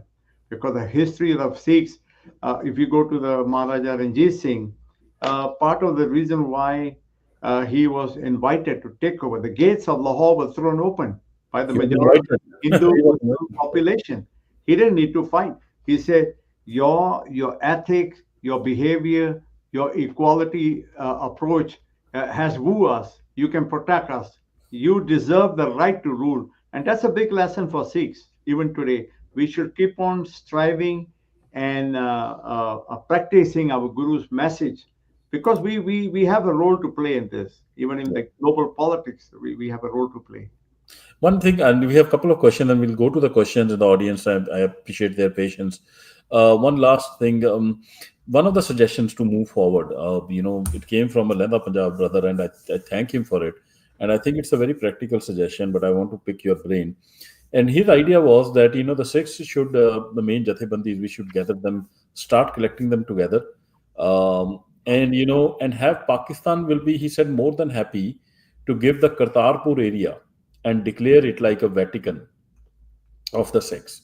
And if that can be somehow kind of managed to give Sikhs a state, a mini state like of its own, and that could give Sikhs a standing, maybe a seat in even UN, to then have a kind of faction, and from there, because that is going to be outside the control of whatever the Indian state, and then a negotiation can be done with all the parties, wherein we have our own state, we can have our own mini safe space from which we can independently voice our opinion, and we can gather people, and an independent Sikh opinion can be voiced. What do you think about that idea? Well, I think Pakistan need to be an honest broker. It need to match India's wits and understand India's policies towards Pakistan. Lala Hardayal, one of the early ideologue of the softer Hindutva, he has declared that unless India conquers and converts all the tribals of Afghanistan, and their border is next to the Iran border. There's no security for Hindus. So that is their tall order, and they've been working towards that. Look, the discussions we had, how close they were coming to this, and had it not been for Punjab and the Sikhs, things could have been very different. So actually, the this is a very important time for Pakistan to really find a solution to this area, and to so I think the Sikhs can play a part, but it is to Pakistan's intelligentsia. It is they have the ability. If they really want to do this, they can get it done. They can pick up the best minds, because like I tell you that although the policies of GB Sidhu and Indira Gandhi were implemented and discussed in the drawing rooms of One Akbar Road, Indira Gandhi's residence, don't forget the foot soldiers, all this army people, the police people who killed so many people. All these people were foot soldiers. They were doing the biddings. For example, when the cowhead incident happened, who was the one idiot who claimed responsibility? Just one guy. He's Yeah, not. He's not for the Sikhs, yeah. right? No, So coming back to your question, I think, uh, unfortunately for me, I cannot say this is not about wasting an opportunity, or not taking advantage of the situation. We want to be there, but at the same time, I think the onus is on Pakistan. They have ample intelligentsia on the Sikhs. They have observed Sikhs, and they need to play a very smart role. This is how, because they are the superpower right now. In when the matter of the Sikhs concerned, they are like the superpower. If Delhi has really wasted its opportunity with the Sikhs, now Pakistan can come in. It is up to them how they want to strategize this. If they are honest about it and they are brilliant about it, it can be done and it should be done. And it is one of the first steps towards finding stability in that area. Yeah. No, I'm with you on that. That Pakistan definitely has to step up. But from my naive viewpoint, I think maybe there's more we can do as well in terms of Sikhs. We can get together and make this offer that, hey, give us. When I say Vatican, I mean it's a sovereign territory. Sovereign territory means a full status of a state, and we can have our own mini army there, Khalsa army there. We should have our own so it basically grants us in a limited area sovereignty. And if we can withhold it, and we understand Pakistan is all around us, but then they can only do that much. And I think if we can kind of create that safe space, a sovereign area for ourselves, which is next, like right in the middle, that kind of gives us a footing now to have some discussion, because we cannot trust anybody in Punjab today. They're incapable of forming a faction that can hold a discussion with the Indian state. Whom are we going to trust, Badal? No, nobody will trust. No Sikh will ever trust. So it has to be the diaspora Sikhs who have to come together and kind of create that. Whether that sovereign state happens to be within US or in Pakistan, that could be a matter of debate. But it has to be formed. The independent Sikh faction with whom people can come and talk has to be formed. Otherwise, we'll remain pawns of somebody. Don't you think I so? I think, Hajit, the thing is, I believe that what we first of all, it's an open secret that we are not there yet. We don't have these organizations, not that I'm aware of. I don't know of such organization that exists, that we are all together and we are discussing it. Maybe that's a challenge for us immediately to go to the drawing boards. And then we also I believe that we need to be honest with Pakistan. We don't want to be used as sacrificial lambs at the same time, right? So there should be a very strong approach, very honest, on the table approach, where it's a long term win win situation for Pakistan, a long term win win situation for our Muslim brothers there, a Yeah. long term win win situation for the Sikhs of Punjab. So we definitely, I think the time has come to discuss this, but the challenges are there. And, you know, Pakistan, I'm here. If you want to talk to me, I'm available. Yeah, no, no, they'll, I think ਕਰਨਗੇ ਕਿਉਂ ਨਹੀਂ ਕਰਨਗੇ ਤੇ ਕਹਿੰਦੇ ਵੀ are there ਭਾਜੀ ਦੋ ਤਾਂ ਅਸੀਂ ਬੈਠੇ ਆ ਤੇ 2.5 ਲੱਖ ਹੋ ਗਿਆ ਤੇ ਬਾਕੀ ਫਿਰ 100%. ਇੰਨੇ ਜੇ ਖਾਲਸੇ ਚਾਹੀਦੇ ਚਲੋ ਇਸੇ ਨਾਲ ਆਪਾਂ ਚੱਲਦੇ ਆ ਭਾਗੂ ਜੀ ਕੋਲ there couple of question if you okay we'll take if you have some time Pinder ਭਾਜੀ will love to have some questions from the audience. Okay, awesome. And let me know when we are going above time. But Paguji is here, and while we take questions, if there are other listeners who want to ask any questions, we'll start taking questions. I'll start managing the speakers a bit more. So, yeah, Paguji, please go ahead. ਹਾਂਜੀ ਸਤਿ ਸ਼੍ਰੀ ਅਕਾਲ ਭਾਜੀ thank you for time ਭਾਜੀ ਆਪਾਂ ਇੰਦਰਾ ਗਾਂਧੀ ਦੀ ਗੱਲ ਕਰਦੇ ਹਾਂ or do you really think she can able to do that kind of decisions on her own? So I think she have a pretty much bureaucracy and stuff is with her. So I don't think so ਕਿ single-handedly ਉਹ ਇੰਨੇ ਵੱਡੇ decision ਉਹ parliament 'ਚ ਲੈ ਕੇ ਉਹ 20-50 ਬੰਦਿਆਂ ਨਾਲ ਗੱਲ ਕਰਕੇ ਇੱਕ ਦਿਨ 'ਚ ਮੁੱਕਰ ਜਾਂਦੀ ਆ। ਉਹ ਇਹਦੇ 'ਚੋਂ ਏਦਾਂ ਲੱਗਣ ਡਿਆ ਗੱਲਬਾਤ 'ਚ ਵੀ ਜਿੱਦਾਂ ਪੈ ਕਹਿੰਦਾ ਵੀ ਬਾਕੀ ਸਾਰੇ ਬੜੇ ਸਾਊ ਹੀ ਤੇ ਇੰਦਰਾ ਗਾਂਧੀ ਇਕੱਲੀ ਬਸ ਉਹ ਕਨਵੀਨੈਂਸ ਕੰਮ। ਇਹਦੇ ਬਾਰੇ ਪਲੀਜ਼ ਮਾੜਾ ਦੱਸਿਓ। ਓਕੇ, ਤੁਹਾਡਾ ਸਵਾਲ ਇਹ ਹੈ ਕਿ ਵੀ ਇੰਦਰਾ ਗਾਂਧੀ ਜੋ ਇੰਨੀ ਗੇਮ ਚੱਲ ਰਹੀ ਸੀ ਇਹਨੂੰ ਕੱਲੀ ਇੰਦਰਾ ਗਾਂਧੀ ਨਹੀਂ ਸੀ ਕੰਟਰੋਲ ਕਰ ਰਹੀ? If you can just say your question ਹੈ ਤੇ ਕੋਈ ਹੋਰ ਵੀ ਕੰਟਰੋਲ ਕਰ ਰਿਹਾ ਸੀ? ਅੱਛਾ, ਇਹਨੇ ਮਤਲਬ ਕੰਟਰੋਲ ਨਹੀਂ ਕਰ ਰਿਹਾ। ਕੰਟਰੋਲ ਤਾਂ ਓਬਵੀਅਸਲੀ ਦੱਸਿਆ ਭਾਜੀ ਹੁਣ ਵੀ ਸੋਵੀਅਤ ਯੂਨੀਅਨ ਜਾਂ ਵਾਟਐਵਰ, ਪਰ ਜਿਹੜੇ ਲੋਕਲ ਹੀ ਇੱਥੋਂ ਦੇ ਜਿਹੜੀ ਬਿਊਰੋਕ੍ਰੇਸੀ ਆ ਜਿਹੜੇ ਉੱਥੋਂ ਦੇ ਸਟੇਕ ਹੋਲਡਰ ਆ ਉਹ ਵੀ ਉਹਦੇ ਨਾਲ ਇਨਵੋਲਵ ਹੋਣਗੇ ਨਾ। Okay, got it. ਹਾਂ, ਠੀਕ, ਵਧੀਆ ਕੁਐਸਚਨ ਹੈ। ਹਾਂਜੀ ਪਿੰਡਰ ਭਾਜੀ। ਸੋ ਨਾ ਜਿੱਦਾਂ 1977 ਵਿੱਚ ਜਦੋਂ ਇੰਦਰਾ ਗਾਂਧੀ ਇਲੈਕਸ਼ਨ ਲਈ ਖੜੀ ਆ, KGB ਨੇ ਆਪਣੇ 9 ਬੰਦੇ ਉਹਦੇ ਨਾਲ ਇਲੈਕਸ਼ਨ 'ਚ ਖਿਲਾਰੇ ਆ। ਸੋ ਉਹਨਾਂ ਦੀ ਜਿਹੜੀ ਕਿਚਨ ਕੈਬਨਿਟ ਆ ਉਹ ਦੱਸ ਚੁੱਕੇ ਆ ਇੰਟੈਲੀਜੈਂਸ ਵਾਲੇ, ਉਹ ਸਾਰੇ ਹੀ KGB ਦੇ ਬੰਦੇ ਸੀ। ਸੋ ਸ਼ੀ ਵਾਸ ਨਾਟ ਅਲੋਨ। ਜਿੱਦਾਂ ਹੁਣ ਜਿਹੜਾ ਆਰੂ ਨਹਿਰੂ ਤੋਂ ਲੈ ਕੇ SS ਰੇ ਤੋਂ ਲੈ ਕੇ there were so many other players in this. ਸੋ ਐਂ ਲੱਗ ਰਿਹਾ, ਤੁਸੀਂ ਬਿਲੀਵ ਕਰਿਓ ਜਾਂ ਨਾ ਕਰਿਓ, ਮੈਨੂੰ ਐਂ ਲੱਗ ਰਿਹਾ ਵੀ ਇਹ ਸਾਰਾ ਆਪਰੇਸ਼ਨ ਨਾ ਬਹੁਤ ਵੱਡੇ ਪੱਧਰ ਤੇ KGB ਦੇ ਬੂਟਸ ਔਨ ਦ ਗਰਾਊਂਡ ਸੀ ਇੱਥੇ।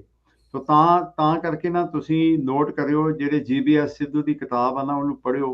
ਕਹਿੰਦਾ nothing is discuss in writing, everything is verbal. You cannot even, that's how, to the extent this operation was done. And many of the people, they were not aware what was going on.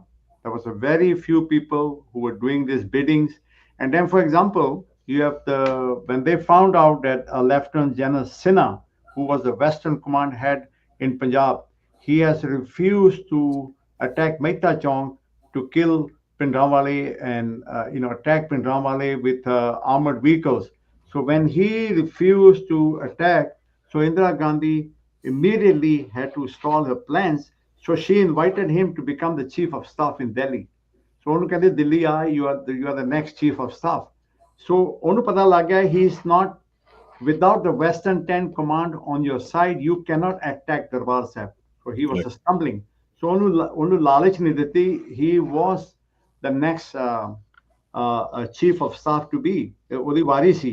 So Yeah. ਉਹਨੂੰ ਦਿੱਲੀ ਸੱਦਿਆ, and she at one of the army dinner she sat opposite to him, and she took a burned naan from his hand. ਕਹਿੰਦੀ ਇਹ ਨਾਨ ਸੜਿਆ ਜਿਹੜਾ ਦੇਸ਼ ਦਾ ਜਵਾਨ ਉਹਨੂੰ ਇਹ ਸੜਿਆ ਨਾਨ ਨਹੀਂ ਖਾਣਾ ਚਾਹੀਦਾ. I like burned naans. ਤੇ ਉਹਨੇ ਬੜੀ ਸਾਈਕੋਲੋਜੀਕਲੀ ਤੌਰ ਤੇ ਉਹਨੂੰ ਪੈਸੀਫਾਈ ਕੇ ਰੱਖਿਆ ਵੀ ਤੈਨੂੰ ਹੀ ਬਣਾਉਣਾ. I like you. But Mhm. at the last minute in 1983, May 1983, when they asked him, "Pitu kam karega?" and he said, "I will not really attack the Darbar Sahib. I will not do it. It's not a wise idea." And he provided alternate means. There are other ways to handle the situation without all this killings and destructions. But then she got rid of him and she brought in General Vedya, who is a puppet. General Vedya was warned by the Indian Parliament that you cannot openly be speaking about Nehru's policies and promoting the policies. Way back there, he was censured. So they have these chamchas to support them. And Lieutenant General Sundarji, another puppet. Now, if you remember the Bofors scandal, before scandal Ki C there you either you buy the Swiss guns or the French guns. So ਉਹਦੇ ਵਿੱਚ Amitabh Bachchan, his brother, Rajiv Gandhi, they all took money from the Swiss gun manufacturers, and Sundarji was the one who who artificially calculated the test range of the guns in such a way that he favored Indira Gandhi's, I mean, the family's position on it, right? So you can see these people are corrupt, they are scandalous, and it took a lot of painstaking time, due diligence to find the perfect chamchas who are willing to do the dirty job. And Indira Gandhi is a feared person. There's no control, in her in India. Is not a democracy. She controlled everything. She ran Delhi like a Delhi Darbar, like Indira Gandhi da Darbar. Yeah. That's the nature and culture of the whole thing, and everything was controlled. And either you step in or you step out. So the operations were, for example, the third agency. That is that she formed a secret third agency. Was the third agency entirely working with the Russians, KGB? That they were cut off from everybody else. So they are very good in this. They're brilliant, and it's not easy to see how they do this thing. You have to read through all these books and put pieces and bits together to get some form of a picture that she was a dictator, and she ran the whole show. She was a one-man show, and she did what she pleased. Have you encountered anything in his book M.K. Dhar, Open Secrets? And I will bring it up here again. M.K. Dhar points out to the murder or the death of Sanjay Gandhi, and he hints that there were a couple of ministers who were totally convinced that Indira Gandhi was behind his death. And then he also points out that on the day Sanjay Gandhi's aircraft crashed, Indira Gandhi secretly was searching the wreckage as if she was looking for something. And have you encountered anything on that aspect, or could there be some play Yeah. of this Russians in his death as well? Yeah. So a couple of interesting things on that Sanjay Gandhi, death of a son. So for example, there's one incident that Sanjay Gandhi was very close, getting very close to Ferdinand Marcos, the president of Philippines, who himself was very corrupt, and he was basically a puppet of the CIA. So when he became friend with Ferdinand Marcos, Sanjay Gandhi has openly criticized the Soviet Union. He was very critical of the Soviet Union. He gave statements to Western newspapers. So when Indira Gandhi returned to power, even M.K. Dar told her that we do not want your son to be involved, and Tavan, the secretary to Indira Gandhi, assured him that Sanjay will not be playing a role in this, you know.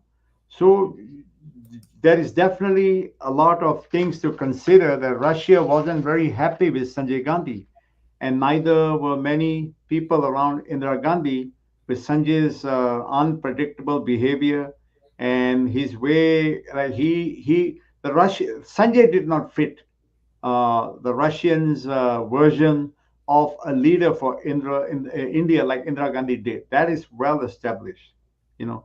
So naturally, in these things, in politics, mothers, sons, fathers, you know how it goes. Nobody respects each other's relations. It is all for the seat and power. They will do anything. And of course, if you look at the circumstances, when Indira Gandhi rushed to the wreckage, the plane belonged to Trinder Brahmachari, one of Indira Gandhi's special personal relations who visit her regularly, odd hours, very strange behavior. And it was his brand new plane, and so anything could have happened to the plane. Anybody could have done anything, and nobody really did any investigations on it. And Indira Gandhi had a lot of things she wanted to hide from the world, especially her personal relationships. Later, the widow of Sanjay, Manika Gandhi, she actually leaked this behavior of Indira Gandhi's love affair with her one of her aide. So the title of the book is She. So she was trying to prevent this from coming out. If it came out, the book came out, and it talks about Indira Gandhi's affairs with this guy. So you can see there were a lot of intriguing stuff happening behind the scene. But the Sanjay Gandhi's emerging relationship and good friendship with Ferdinand Marcos is a very important thing we need to know, because Ferdinand Marcos was definitely a CIA deep insider. Oh, okay, okay, that's great. Yeah, this I think the book Bhajan Paji is talking about, in which that chapter "She" is there, is written by M.O. Mathai, who was Yes. one of the lovers of Indira Gandhi, and he was also the personal secretary for 16 years of Jawaharlal Nehru, and was actually the considered the second most powerful man after Nehru when he was the personal secretary of Nehru. He was so close to Nehru, and he had this long affair with Indira Gandhi, and then that also brings me. We have one more Navir from Lehna, Punjab, but before I go to him for his question, Peter Paji, this interference or control of Russia, don't you think it even began before Indira, even maybe in Nehru's time? Because Nehru was the one who designed a constitution which was basically a communist manifesto. He was the one who put India on this track of nationalization. And M.O. Mathai in his book tells that, because he was the closest anybody was to Nehru. And he writes that while outwardly Nehru will show that he does not like his daughter and all that stuff, the political career of Gandhi, Indira Gandhi, was made by Nehru himself. You know that when Indira Gandhi, she became the president of the Congress, and she stepped aside for 1 year and came back again. And the reason she said why she came back to be the president of Congress, she said that in 1964, she says she felt that the Congress party was drifting rightward, already betraying her father's socialistic principles. So she said that she came back to control the Congress because it was going too much to the right, and she wanted to bring it back to the left where her father wanted it to be. And this you can find in the writings of Nayantara Sahgal, who is the daughter of Lakshmi Pandit. That means Udipu Ali Kuriya. So they are Now, cousins, very close. And she gave a very detailed write up In 1982, this was in the Wilson Quarterly special issue, Nehru's Quiet Daughter. And in there, you can see that why she would be preferred by countries like USSR, and why she wanted to take the country more toward the left rather than bring it to the center, non-aligned. Not necessarily you want to go to the right. And Mm. India could have maintained a non-aligned position. India could have served the world well, and played a very important role, and create a federal structure within itself, and it would have been a great nation. But unfortunately, we have these Brahmin-minded people sitting at the helm, and I think they wanted a iron curtain in India. They wanted a Soviet style of control. It's not so much communism. In fact, one of the KGB archives, they are saying Nehru came to be the leftist after the communists themselves have given up hope on communism. The moment they give up the hope on communism, this guy step in and say, I'm going to come in and join this, because this is an economic success. The USSR, the light no one can snuff. He was saying this light cannot be snuffed. But actually, the whole idea at that time of USSR was to control people, mind control. And Nehru also wanted to control people, and he wanted to control society. He didn't want this society to become egalitarian. Again, you have the Brahmins. I doubt they want to share power and educate and bring, the 90% of India's oppressed classes, to be the same. That they haven't done it. Not his father, not his grandfather, not his great grandfather. None of us ever made an effort to do that. And neither has Rahul even today. No one is doing it. So there are no intent of creating an egalitarian society. So rather than you want to go to the West or stay neutral, truly non aligned, why not opt for the Iron Curtain? So Mm.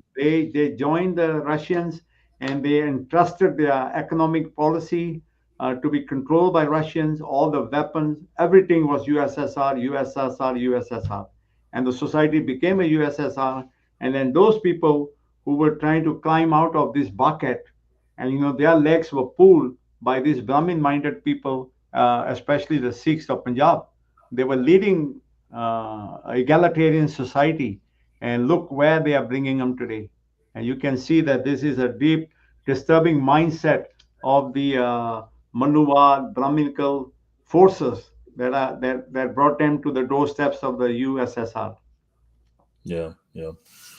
Paji, we also have, our another Twitter friend I made on Twitter, apne Tariq Janjua Paji. He is, I think, from Lenda, Punjab, and he's here. Tariq Paji, you want to ask a question? Yes, thank you, Sasrika, Assalamu alaikum.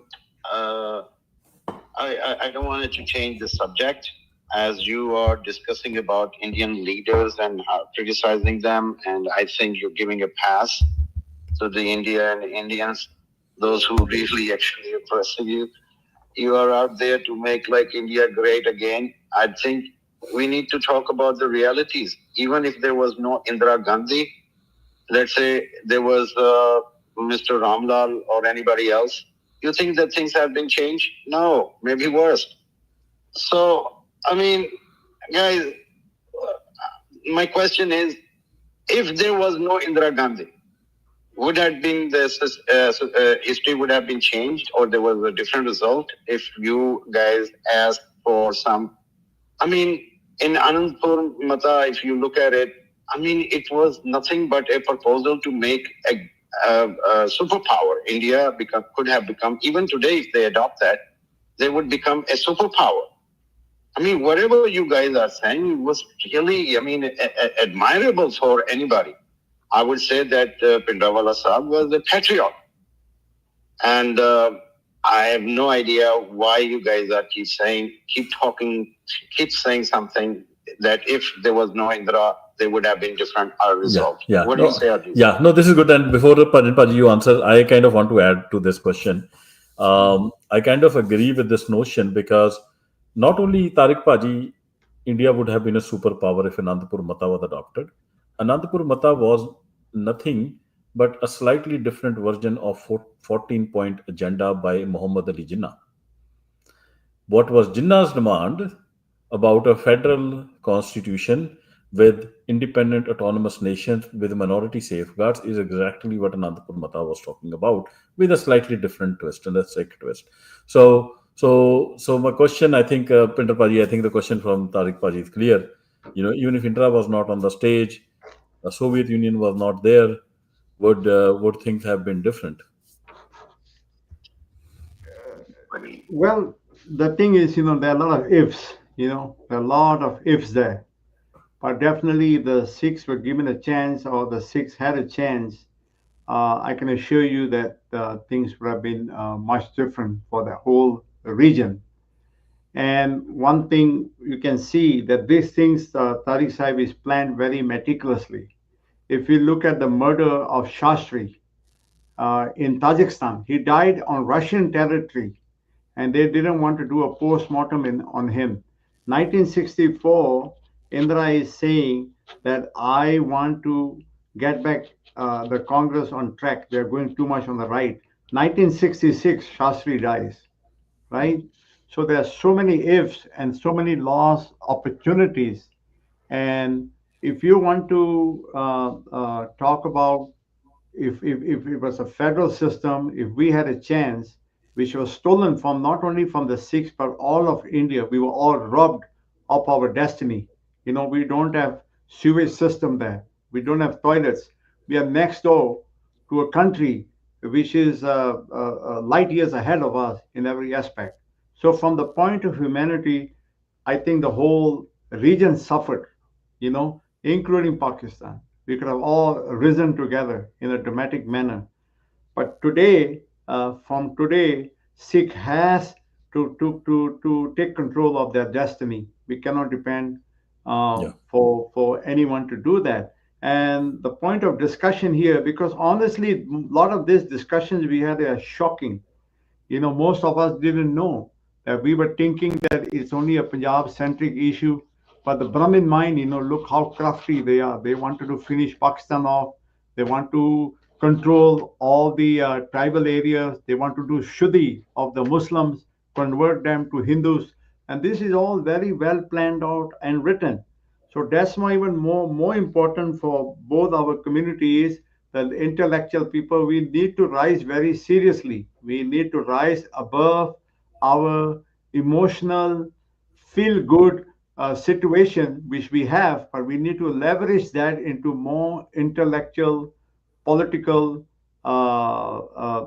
global system where we have a very good chance, absolute good chance. We cannot lose this battle. Okay. And Delhi, yes, Delhi will continue. We have a problem. Delhi will continue. For example, let me give you one thing that will make it very clear. uh, Gandhi, when he went to Africa, he used his education to make laws to further oppress the blacks. They were really oppressed, but Yeah. he used his education to further oppress the blacks. He was telling the colonials that I'm an Aryan race too. I'm upper caste, and these people are they are dirty, they are savages, and they are no business. Their children have no business studying with the upper caste children. The black of Africa, they have no business working, co-mingling with the Aryan, Gandhi-minded people. But at the same time, the Sikh teachings, we follow the teachings of Guru Nanak. Nicha andar ni jaat, नीची हूँ नत अत नीच नानक तिन कै संग साथ हों वड्डियां सो क्या रीस. The Khalistan, the idea of the Sikh state, it will always be operating to always be on the side of the oppressed and the poor and the weak. And I think that is the only insurance policy for peace in this world. There's no other insurance policy. And I agree. I'm also going to say that we are talking about superpowers. I believe there's no superpower in the world. The world is still waiting for a true superpower, the superpower of Guru Nanak. When he has power, he is going to be his business is with the poor and the oppressed. of the society. So together with our Muslim brothers in Punjab, we belong to the Baba Nanak, we the Bulle Shah, and all this kind of very egalitarian traditions. We should not be kept apart any longer. The sooner our economic giants, our intellectual giants, we need to come together at lightning speed, and whoever has the ability, they should work for the other side, make them strong. So I believe Pakistan has the ability now to create the situation for an everlasting brotherhood, humanhood with the Sikhs, because they have the power now, and they should use that. And we want you to help us. Yep. ਬਹੁਤ ਵਧੀਆ ਭਾਜੀ ਆਪਣਾ we'll take one more question from ਹਾਂਜੀ ਤਾਰਿਕ ਸਾਹਿਬ ਤੁਹਾਡੇ ਕੋਲ ਹੀ ਆ ਰਹੇ ਤਾਰਿਕ ਭਾਜੀ and then we'll go to Jackson and Pagu ji. ਹਾਂਜੀ ਤਾਰਿਕ ਭਾਜੀ. Look, I must say that yes, it is true that Pakistan has a lot of responsibility, since we actually carry or hold that places which are dear to you, and especially Kartarpur and Nankana Sahib and many places. I mean, your entire history and religious places are in Pakistan. I mean, if we compare that, if not equal, but if not more, but maybe equal to what you have in Charda Punjab. So I will say to you that, look, instead of talking about what the Indian leaders were, and it seems like, I feel like if they were good, then there wouldn't be a problem. Look, Indian system itself is a problem. So I would suggest you that I think that since Kartarpur is a Sikh religious place, and I've been trying to convince many of you people, from your community, that they should raise that and make it a Vaticanized city like Vatican is. And because the Sikhs need a place where that their religion will be served according to their faith and belief and all those things. And I'm pretty much sure that if you guys actually pay attention to this, because one of the major problems is that your religion is used in politics more than often. I mean, this is like something. Rajit. Hanji, bas ho gaya. Sorry, I want to interject here. Like, please, like this space, we want to learn more about the geopolitics of 75 till 81. If we can please stay on the topic, that would be nice. Hanji, koi gal nahi. We are closing this. That's fine. We'll take a quick comment. I appreciate Tariq Sahib. We are on the same page. But we want to continue to work together to strengthen each other. Yeah. Okay. Perfect. Tariq Bhaji, बहुत बढ़िया idea है. I think we'll follow up on this. This is not something that is outside our mind. And Hanji, Pagu Bhaji karo gal. Hanji. Just let him finish. Hanji. Tariq Bhaji, you want to finish? Sorry, maybe if I cut you off. Sorry. Look, yeah.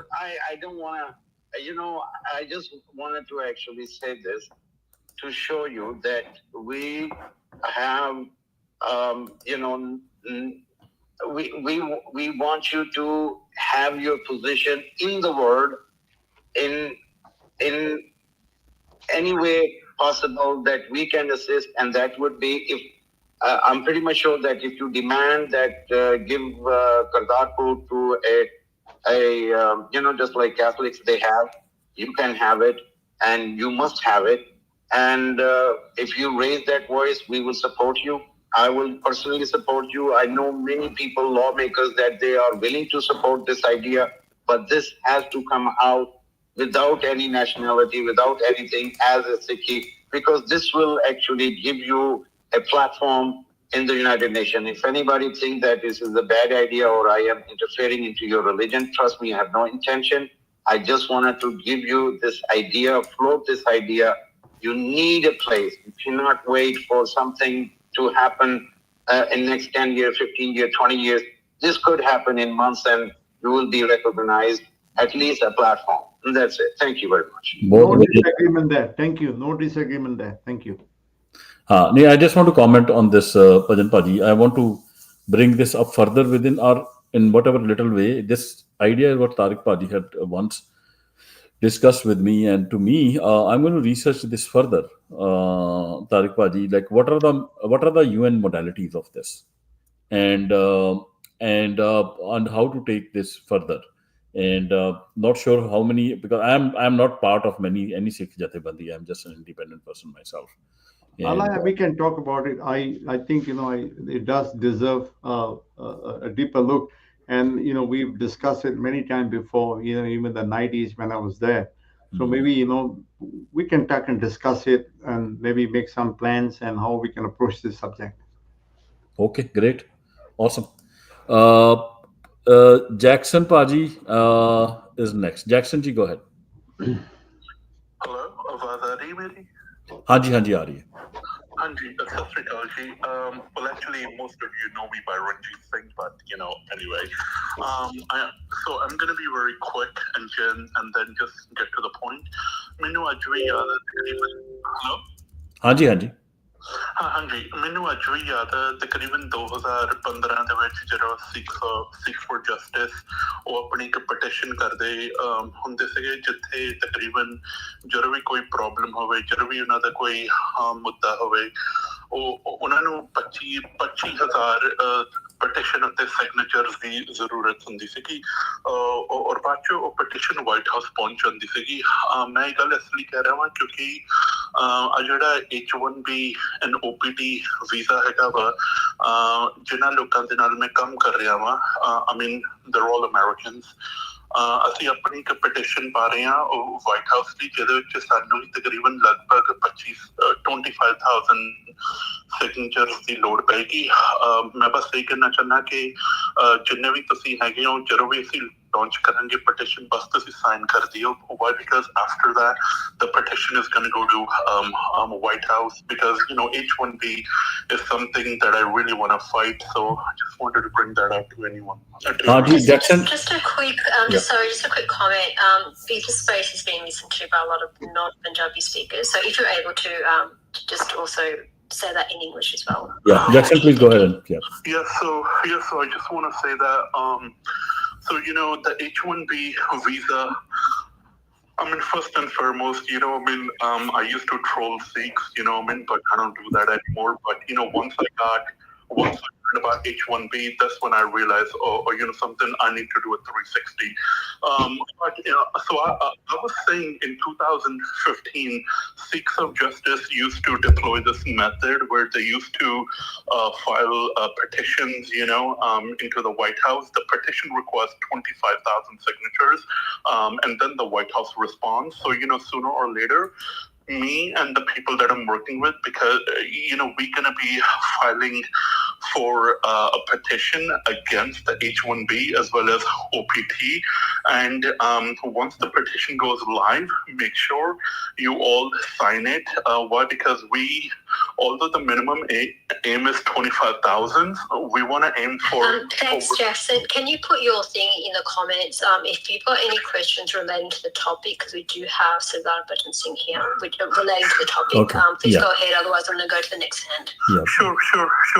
So I just wanted to say that, but be sure you sign it. Thank you. Okay. Thank you, Jackson. Just I have followed you. Drop me a DM. This is also a topic of interest. This is not the topic today, but I'll be more than happy. This is also a topic of interest to work with you on and help you guys in any way possible. Let's move on to the next question. Let's try to remain people. We have important time here with the Sardar Bhajan Singh giving us his time. Let's try to get maximum out of it by asking him questions. So the next hand I see, Paguji has taken down his hand, so I'll go to Freedom. Freedom, go ahead.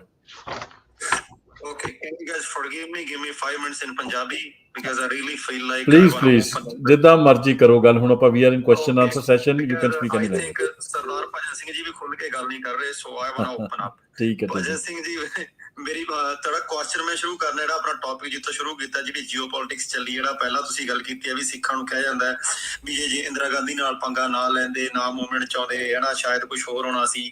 ਫਿਰ ਉਸ ਤੋਂ ਬਾਅਦ propaganda ਹੋਇਆ, PR companies ਆਈਆਂ, Russia ਨੇ ਕਿੱਦਾਂ propaganda ਕੀਤਾ ਸਿੱਖਾਂ ਖਿਲਾਫ, ਨਿਊਜ਼ਪੇਪਰ ਜਾਂ ਫੋਰਨ ਕੰਟਰੀਜ਼ ਦੇ ਵਿੱਚ ਆਊਟਸਾਈਡ ਇੰਡੀਆ ਕਿੱਦਾਂ ਪ੍ਰੋਪੋਗੈਂਡਾ ਕੀਤਾ ਉਹਨਾਂ ਨੇ, ਹਨਾ.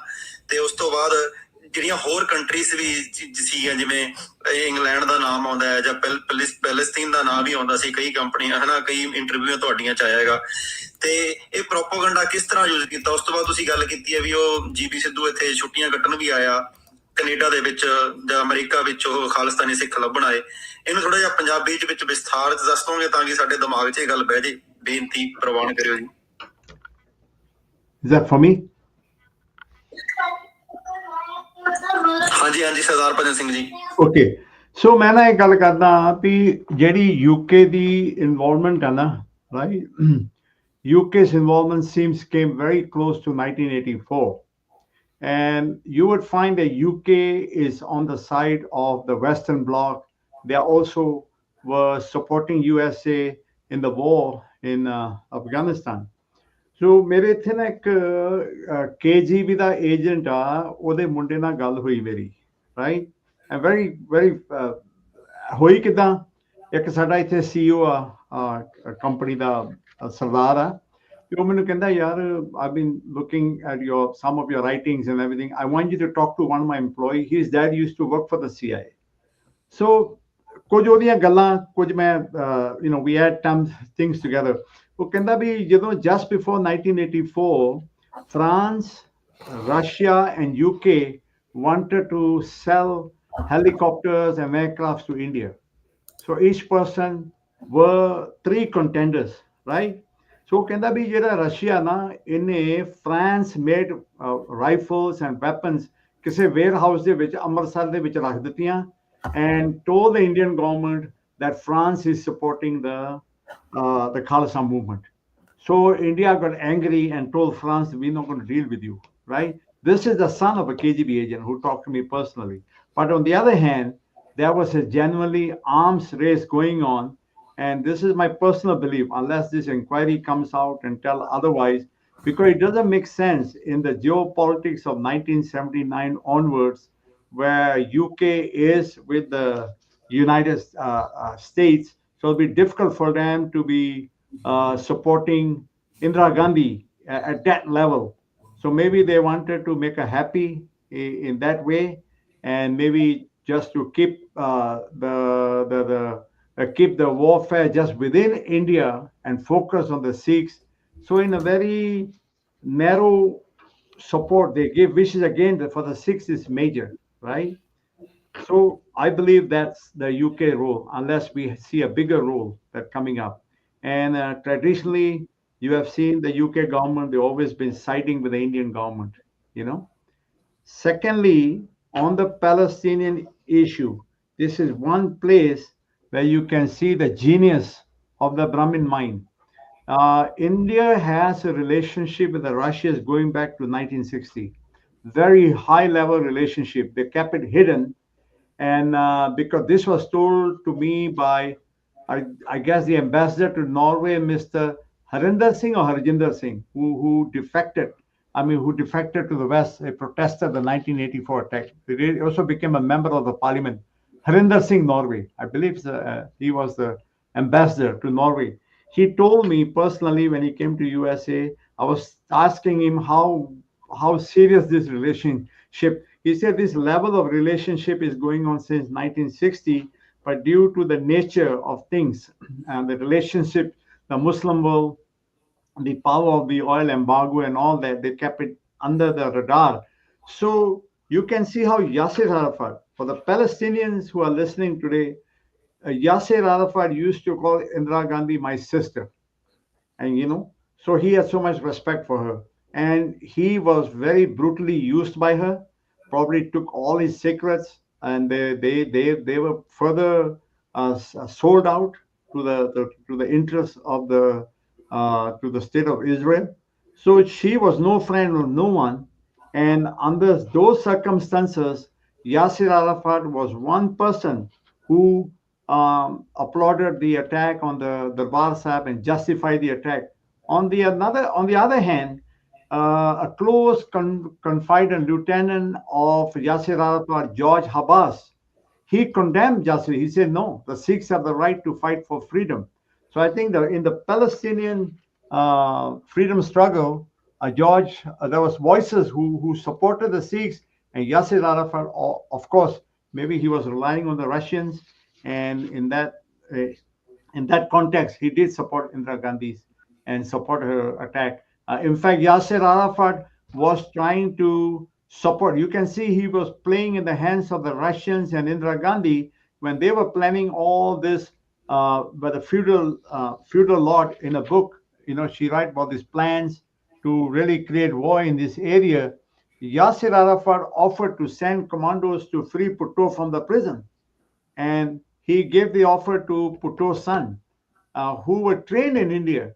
After training in India, they were sent to Russia so that when the time come for this big operation to happen, they will attack from there. And they also made attempts on the lives of General Zia a couple of times, and they missed. So this is the background to the whole thing, and very unfortunate. Yasser Arafat should have stood by the Sikhs as a freedom fighter, but you can see the plight of the Palestinians today. The leadership of yesterday reflects on the sufferings of today, just like the Sikhs we have, and we want to support the Palestinians in their struggle, and we definitely want. My heart goes out, and we are saddened by what's happening in Gaza as humanitarian, and sometimes it's not a pleasant thing to say, but as a Sikh, I think I should say that. ਹਾਂਜੀ ਨਹੀਂ freedom ਭਾਜੀ ਦਾ ਹੱਥ ਖੜਾ ਮੈਂ ਇੱਕ ਚੀਜ਼ add ਕਰਦਾ just for people to know no Sikh can be call himself a Sikh while not kind of condemning what's happening with the Palestinians today, and that's basic to us. ਤੇ ਪਰ ਇੱਕ ਚੀਜ਼ ਮੈਂ ਦੇਖੀ ਹੈ ਕਿ I had seen when I was in the army, when I was first an army cadet, Indian military academy, which I was surprised. There is definitely some link, some infiltration of the Palestinian movement by the Russians, because in the Indian military academy I saw Palestinian army cadets getting trained.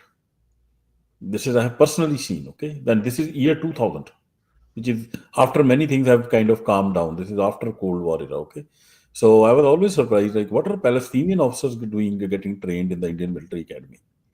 Okay, so there were close linkages, and the Russians probably had some influence in the Palestinian movement through India and through Indira Gandhi, and all that still continued. And it was very common. When I was there, I learned like how many. Then there were like 4 of them, and they said it's very common. Previously, they used to come in larger numbers. Anyways, let's go to Freedom Pari. Freedom Pari, Hanji, you have another question. Yeah, my mic is okay. People are complaining I'm too loud. No, it's okay. Go ahead. Okay. So again, coming to my question, like I'm really interested in the PR campaign by Russia, like the deep disinformation against Sikhs. Did they use their own money, own assets, own companies to defame Sikh, or they guided Sikhs? And I wanna touch upon the things you said. They have to set up 9 companies against Khalistan. The things were not working. Can you please touch on that issue again? Yes. Is that okay, Harjeet? You want me to touch on that? Hanji, Pari, go ahead. So, again, it's a combination of cooperation between Indira Gandhi and the Russians. When it comes to Indira Gandhi wants to impact the population of India, that Sikhs are Khalistani, they're dangerous, they want to tear India apart. Then Russia is helping Indira Gandhi by making false propaganda, false documentation, creating false situations, planting stories in the international media that CIA and General Zia are planning to attack India. All this kind of support is created to help Indira Gandhi domestically to win elections when the Hindus are threatened that the country is going to split up. So there's one way of they cooperated. On the issue of the 9 stations that were created, that actually is a request of raw agency. I believe that when they found there was no real ground reality at the level of desired for Khalistan in 1979, 80, 81. So in 81, while the Russians were building this false scenario of Khalistan, raw agencies, they set up 9 stations throughout Europe, Germany, France, UK, Canada. They set up stations throughout these countries. Maybe they set up a couple of stations only for Canada, you know. So these stations were set up to create fake stories, to maybe work with the Russians, you know, and if not, create some kind of actually to, uh, you might say that they wanted to find some people or pay some people to create Khalistan noise. Sadly, it didn't happen, you know, because most of the Sikhs did not buy into this. They were very honest. Till the attack on the Darbar Sahib, even myself, we had no beef with the Indian state, because I'm not a very intellectual, or I'm just a product of 84. At that time, I was, in fact, 1980, when I went to the Nagar Kirtan, the first Nagar Kirtan in Yuba City, I was a cut hair guy that time. And there was a one guy by the name of Vajit Singh from Canada. I'm talking about 1980. He mentioned Khalistan and 15 people attacked him. And I was a bystander at that time. And they say, why are you saying Khalistan? That is my eyewitness account. Many of us, maybe some of the guys who are listening, they can attest to this. So, in order to change the scenarios, they sent 9 raw agents from India to create some kind of a situation, create like M.K. Tar. He said, I came and I told the Hindus, why are you going to the Sikh Gurdwaras? And he said, I opened Hindu temples. So you see how these people are creating the rift in Canada between Sikhs and Hindus. He said, I told the Hindus, you go to your Hindu temple. You don't go and listen to Kirtan and have langar in the Sikh Gurdwara. That's in open secrets in his book, and that is all the Khalistan activity they were doing. You don't have to directly say Khalistan. Your cause is to divide, create enmity between Sikhs and Hindus, create enmity between Sikhs and Sikhs. That kind of situation that no, the 9 agencies were operating throughout Europe and elsewhere. Yeah, and not just Sikhs and Hindus. I think the entire Indian state party was found by creating animosity between Sikhs and Muslims, Punjabi Muslims. So, so I think the time has come that we should look through this hate spreading ideology, which has divided Punjabi Musliman, Punjabi Sikh, and Punjabi Hindu, and to bring that together. And I do definitely believe that ideology will be the ideology of Guru Nanak, which will enshrine itself in the form of a sovereign Khalistan with a Khalsa Raj there. And that ideology is only capable of providing a rule which is not unjust to any of these communities. And with that said, Freedom Paji, Hanji, go ahead. Just a quick question.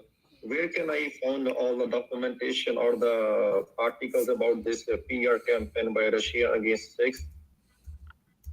Yeah, we can go. Okay, we can share that. So if you look at here, the conspiracy, Khalistan conspiracy, tell you the domestic conspiracy of Khalistan to create Khalistan and fear in India, and to create crimes against Hindus, against Sikhs, to do this. You can see some stuff here. War and Peace will tell you that had they were saying that had Indira Gandhi not died on October 1984, Sri Lanka would have been cut to 2 pieces. Okay, so the the deep waters of Sri Lanka would have gone to the Russians. So you see the Byan Singh and Satwan Singh's bullets. Not only they stopped the attack against Pakistan, they cut short, and then the War and Peace.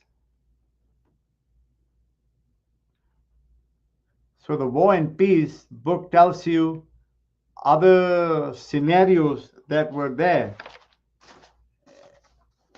And then the other books will tell you that the world was going our way is all the archives where they talk about the creation of Operation Contact to create a false narrative of Khalistan.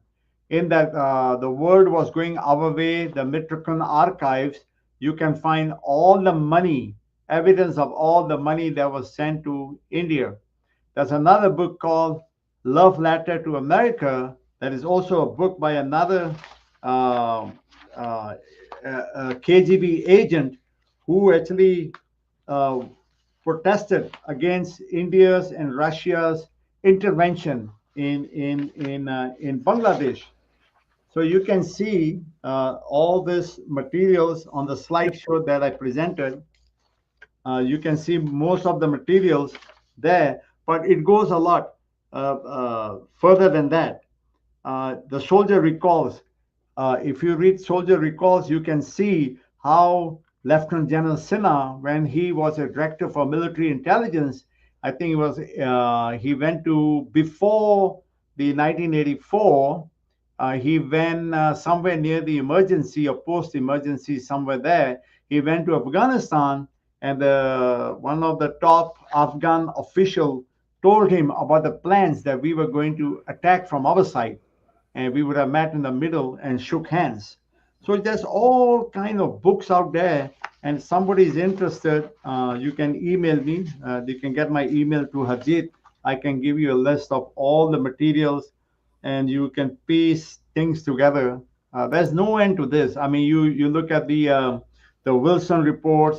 You can. There's another book called Engaging India, Stroke Talbot, the diplomacy between India during the time of Indira Gandhi, post Indira Gandhi, and all the way down to Advani and Jaswant Singh, the foreign minister of India, the BJP.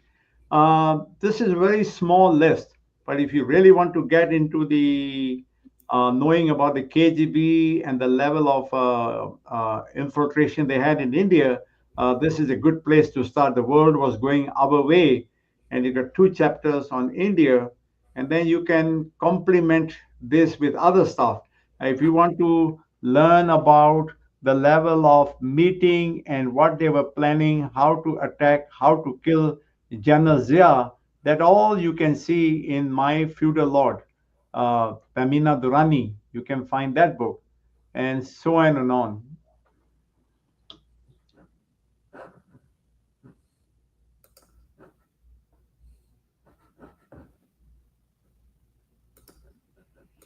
हाँ जी Thank you. You can get the documents and everything apart from Pai Sahib, then Arjit, you can share with us. हाँ जी बिल्कुल बिल्कुल and sorry on the live stream I have to switch off my camera because the moment I am switching on my camera there's some weird thing happening in my live stream, so Pajan Paji, you might not be able to see my picture, but hopefully that's still fine. Yeah, it's fine, Haji. No problem. Yeah. Okay, anybody have any other questions before we start wrapping up? We are solid 2.5 hours and we have one more question coming up. Person trying to come up. Okay, let's just give him the mic. Bill.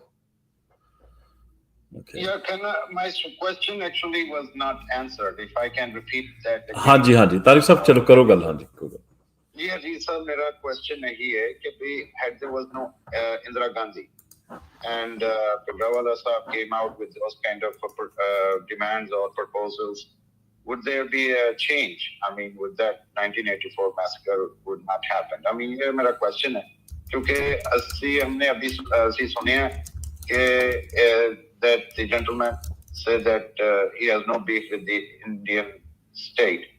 Then if it is not Indian state, then who he has beef with? I mean, Gandhi family?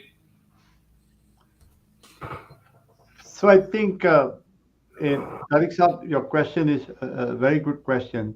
It is very clear that Indira Gandhi had planned the attack on the Darbar Sahib to create disturbance with Punjab and also create war with Pakistan. And all these things were in place, whether Pindrawale was there or not. They were going to do it. So the fact that she kept dragging on, like we said, Swaran Singh went to meet her on the 29th, and that's a very close friend. She said, we are not going to attack. Then, and up to the last minute, when she was planning the attack, she kept sending messages that I'm going to agree. She was keeping them inside so she could attack them, because the bigger goal was to create a major war in that area. And that when in 1980, when 1983 December, when she sent all the weapons which were caught in January 84. And then that was the day she was planning to kill General Zia on March 23rd, 1984. That was the to declare. So she was buying time, playing games, manipulating with the other factors such as Zia's assassination. So I think, Bindawale, whether he was there or not, whether she was determined to create war, and she was determined to cultivate the anger of the Hindus. You see that two prong. One is to create war for the Russians to probably wipe out the CIA operations inside Pakistan, kill Zia, have the Bhutto militants, other militants, the Russian army, everybody attacking from that side. On this side, she wanted to attack from the side of Punjab, kill as many Sikhs in the process as possible. So that was the goal for the survival of Russia. But in the meantime, for her domestic political victory, she needed to teach the Sikhs a valuable lesson. So, because she has risen the anger and the anxiety of the Hindus for so many years, now is the time to cultivate the crop of the Hindu votes.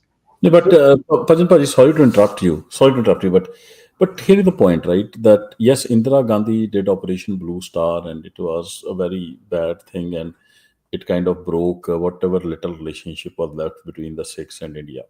But and it's broken forever. Now there's no point of Sikhs will never agree to ever have any kind of um, uh, relation where Delhi has a say on us. We can have a friend, we can be neighbors, but we can never be in the same house. Now the question is this: that Indra happened very late. Operation Blue Star happened very late. The reality is that, and some of the people that I believe in, and we have facts to prove it, that the real genocide of Sikhs is happening through the river waters. We call it the econocide, the gradual genocide. Those dams which have been built were built in 1950s by Indira's father, and they from day one they conspired to keep the water of Punjab away from Punjab, and they basically waste all that water in Rajasthan. And those issues are pre-Indra and exist after Indra as well. Today India could solve that issue with the stroke of a pen, but they never solve it. So is the problem Indra, or is the problem the Indian state and the overall mindset of the people who run the Indian state? But the first person to attack the Darbar Sahib was Birbal. He was serving as a general for Akbar.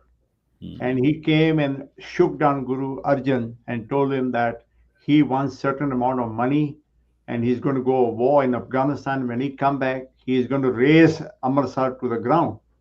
So you can see from the very, even you go to Jahangir's memoirs, he's saying that I've been observing this shop. He called it a warm shop, Darbar Sahib. Been observing for 3 or 4 generations before Guru Arjan. So almost going to the time of Guru Nanak.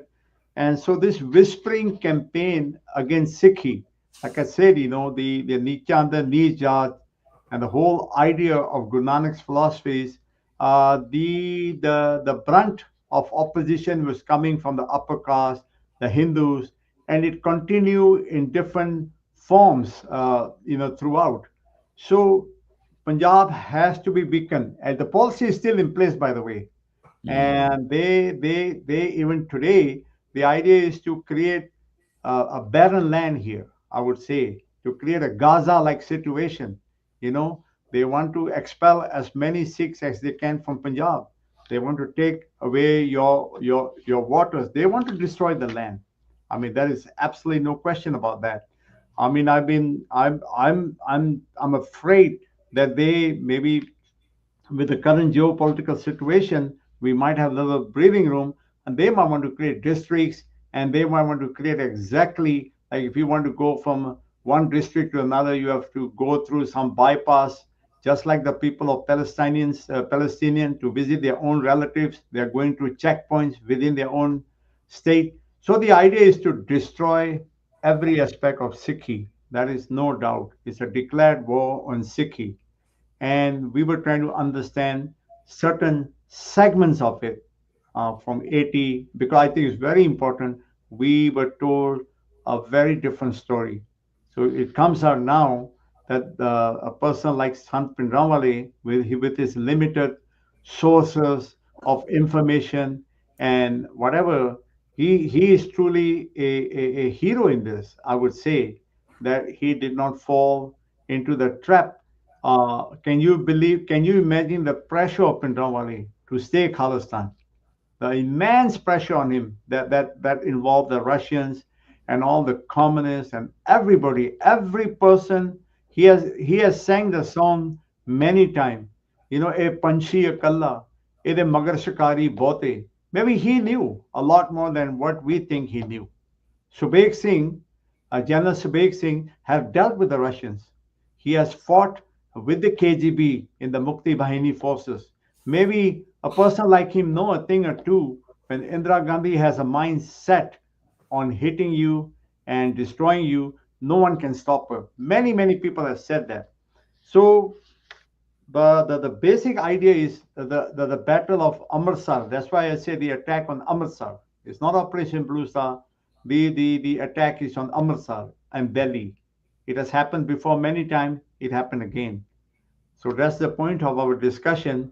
How we can see through these nefarious designs. I'm saying I believe the whole Christian conversions going on in Punjab right now, it is a new geopolitical tool where it is not happening anywhere else in India and suddenly it's happening in Punjab. So this is all yeah, same with the drugs. All the drugs are being pumped in by the Indian state. 100%. And so, but ਮੈਂ ਇੱਕ ਗੱਲ ਤੁਹਾਡੇ 'ਚ ਜੋੜਦਾ, ਦੇਖੋ ਜਿਵੇਂ ਆਪਾਂ ਕਹਿੰਦੇ ਨਾ ਸੰਤਾਂ ਦੇ ਲਿਮਿਟਡ ਰਿਸੋਰਸਿਸ ਸੀ, ਮੇਰੇ ਨਜ਼ਰ ਵਿੱਚ ਉਹਨਾਂ ਕੋਲ ਅਨਲਿਮਿਟਡ ਰਿਸੋਰਸਿਸ ਸਨ, ਕਿਉਂਕਿ ਸੰਤਾਂ 'ਚ ਅਸੀਂ ਮੰਨਦੇ ਹਾਂ ਕਿ ਜਿਹੜੇ ਗੁਰਮੁਖ ਨੇ ਨਾ, ਜਿਹੜੇ ਖਾਲਸੇ ਨੇ, ਰੀਅਲ ਖਾਲਸੇ, ਉਹ ਅਕਾਲ ਪੁਰਖ ਦੀ ਫੌਜ ਹੀ ਨੇ, ਉਹ 1.25 ਲੱਖ ਦੇ ਬਰਾਬਰ ਹੀ ਹੈ। ਇਹ ਮੈਂ ਛੋਟੇ ਹੁੰਦੇ ਆਪਾਂ ਪੜ੍ਹਦੇ ਹੁੰਦੇ ਸੀ ਤਾਂ ਅਸੀਂ ਕਹਿੰਦੇ ਸੀ ਯਾਰ ਇਹ ਕਹੀ ਜੀ ਗੱਲ ਹੈ, ਇੱਕ ਖਾਲਸਾ ਇੱਕ ਬੰਦਾ 1.25 ਲੱਖ ਦੇ ਬਰਾਬਰ ਕਿੱਦਾਂ ਹੋ ਸਕਦਾ, ਠੀਕ ਹੈ। ਇਹ ਮੈਨੂੰ ਸ਼ੱਕ ਸੀ ਜਦ ਮੈਂ ਵੱਡਾ ਹੋ ਰਿਹਾ ਸੀ। ਪਰ ਤੁਸੀਂ ਆ ਕੇ ਅਸੀਂ ਪੜ੍ਹਦੇ ਹੁੰਦੇ ਸੀ ਕਿ ਪੁਰਾਣੇ ਜਿਹੜੇ ਪੁਰਾਤਨ ਸਿੰਘ ਹੁੰਦੇ ਸੀ ਜੀ, ਉਹ ਮੁੱਠੀ ਭਾਰੀ ਲੱਖਾਂ ਦੀ ਫੌਜ ਨਾਲ ਭਿੜ ਗਏ, ਕਿ 1.25 ਲੱਖ ਦੀ ਫੌਜ ਨਾਲ ਇੱਕ ਜੂਝ ਗਿਆ, 5 ਜੂਝ ਗਏ। ਤਾਂ ਤੁਸੀਂ ਮੈਨੂੰ ਦੱਸੋ, ਆ ਜੋ ਦਰਬਾਰ ਸਾਹਿਬ 'ਚ ਹੋਇਆ, ਇਹ 1.25 ਲੱਖ ਨਾਲ ਜੇ ਇੱਕ ਨਹੀਂ ਲੜਿਆ ਤੇ ਫਿਰ ਕੀ ਲੜਿਆ, ਠੀਕ ਹੈ ਨਾ। ਤੇ 1.25 ਲੱਖ ਨਾਲੋਂ ਵੀ ਜ਼ਿਆਦਾ ਤੇ ਭਾਰੀ ਪਿਆ ਆ Indian army the infantry. Indian army is nothing but the infantry, it is the Queen of the Indian army. British time ਦੀ ਹੈ ਤੇ ਇਹਦਾ ਲੋਹਾ ਮੰਨਿਆ ਦੁਨੀਆ ਨੇ।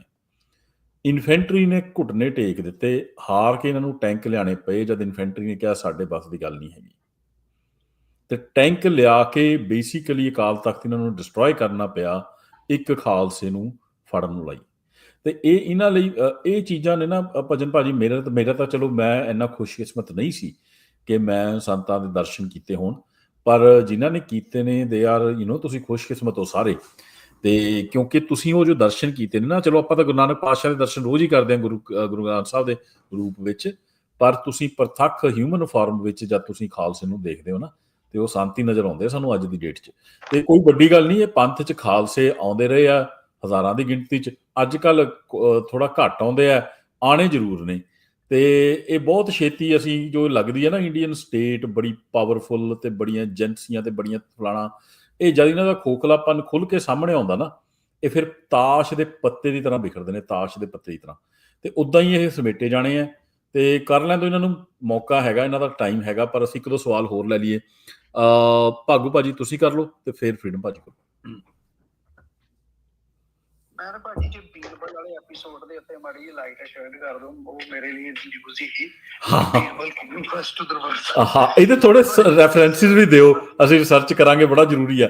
ਕਿਉਂਕਿ ਇੰਨਾ ਗੈਸ ਲਾਈਟਿੰਗ ਕਰਦੇ ਨਾ ਭਜਨ ਭਾਜੀ ਅੱਜ ਕੱਲ੍ਹ ਇੰਡੀਅਨ ਹਿੰਦੂ ਸਟੇਟ, ਕਿ ਜੀ ਮੁਸਲਮਾਨ ਹੀ ਮੁਸਲਮਾਨ, ਤੁਹਾਡਾ ਦੁਸ਼ਮਣ ਹੀ ਮੁਸਲਮਾਨ।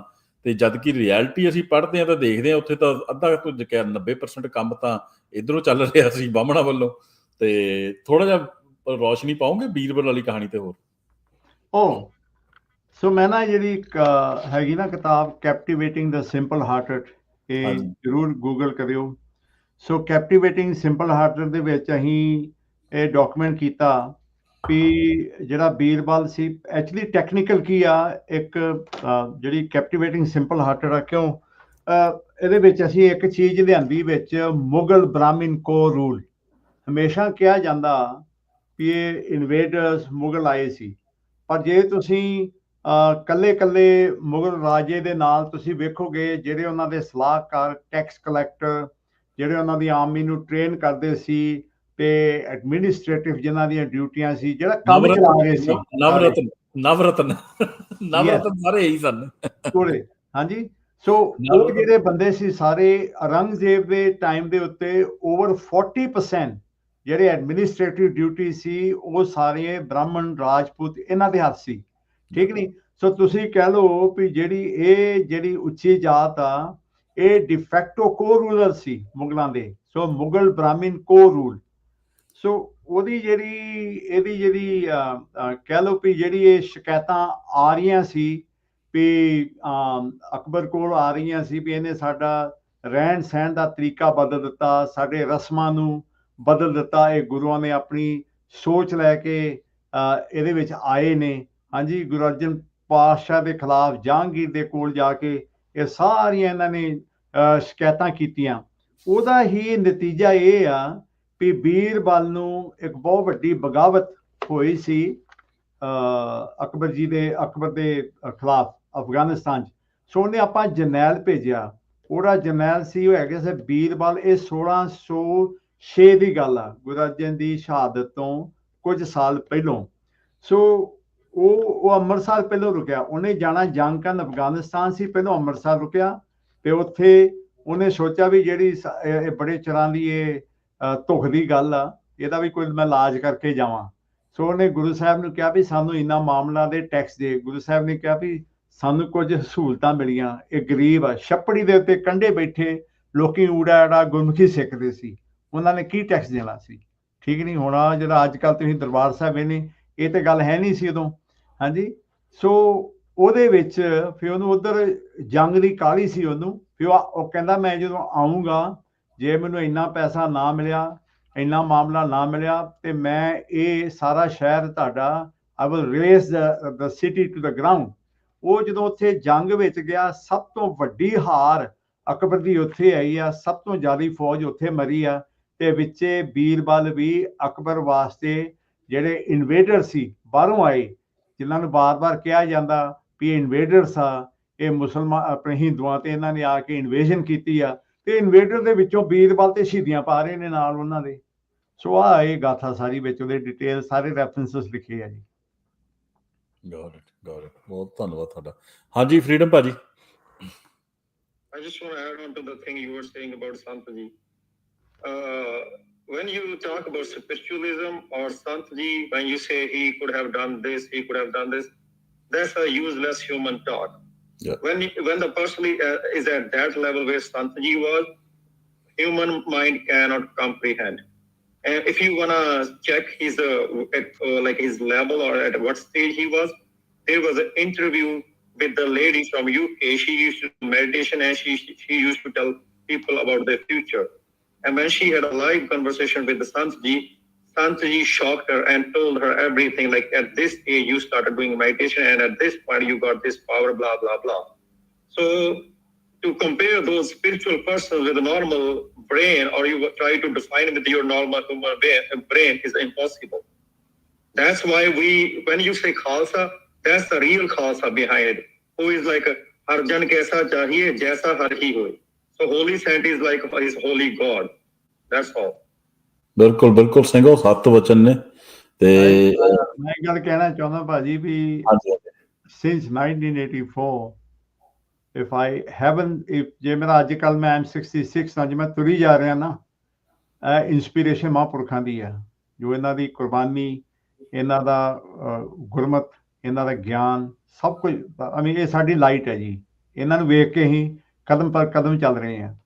And absolutely I agree with you. ਪਰ ਉਹ ਮੈਂ ਤਦੇ ਕਰਕੇ ਕਹਿੰਦਾ ਦਾ hero of the Indian subcontinent, ਜਿੱਥੇ ਪਰਮਾਣੂ ਹਥਿਆਰਾਂ ਦੀ ਜੰਗ ਚੱਲਣ ਡਈ ਹੈ, ਜਿੱਥੇ ਇੰਨਾ ਘਸਮਾਨ ਦਾ ਯੁੱਧ ਹੋਣ ਦਾ ਖਤਰਾ, ਇੱਥੇ ਸਿੱਖਾਂ ਨੂੰ ਫਸਾਉਣ ਦੀ ਗੱਲ ਕੀਤੀ ਜਾ ਰਹੀ ਹੈ, ਜਿੱਥੇ ਇਹਨਾਂ ਦੀ ਜ਼ਿੰਦਗੀ ਦੇ ਉੱਤੇ ਕਿੰਨੇ ਹਮਲੇ ਹੋਏ, ਜ਼ਹਿਰ ਦੇਣ ਦੀ ਕੋਸ਼ਿਸ਼ ਕੀਤੀ ਗਈ ਹੈ।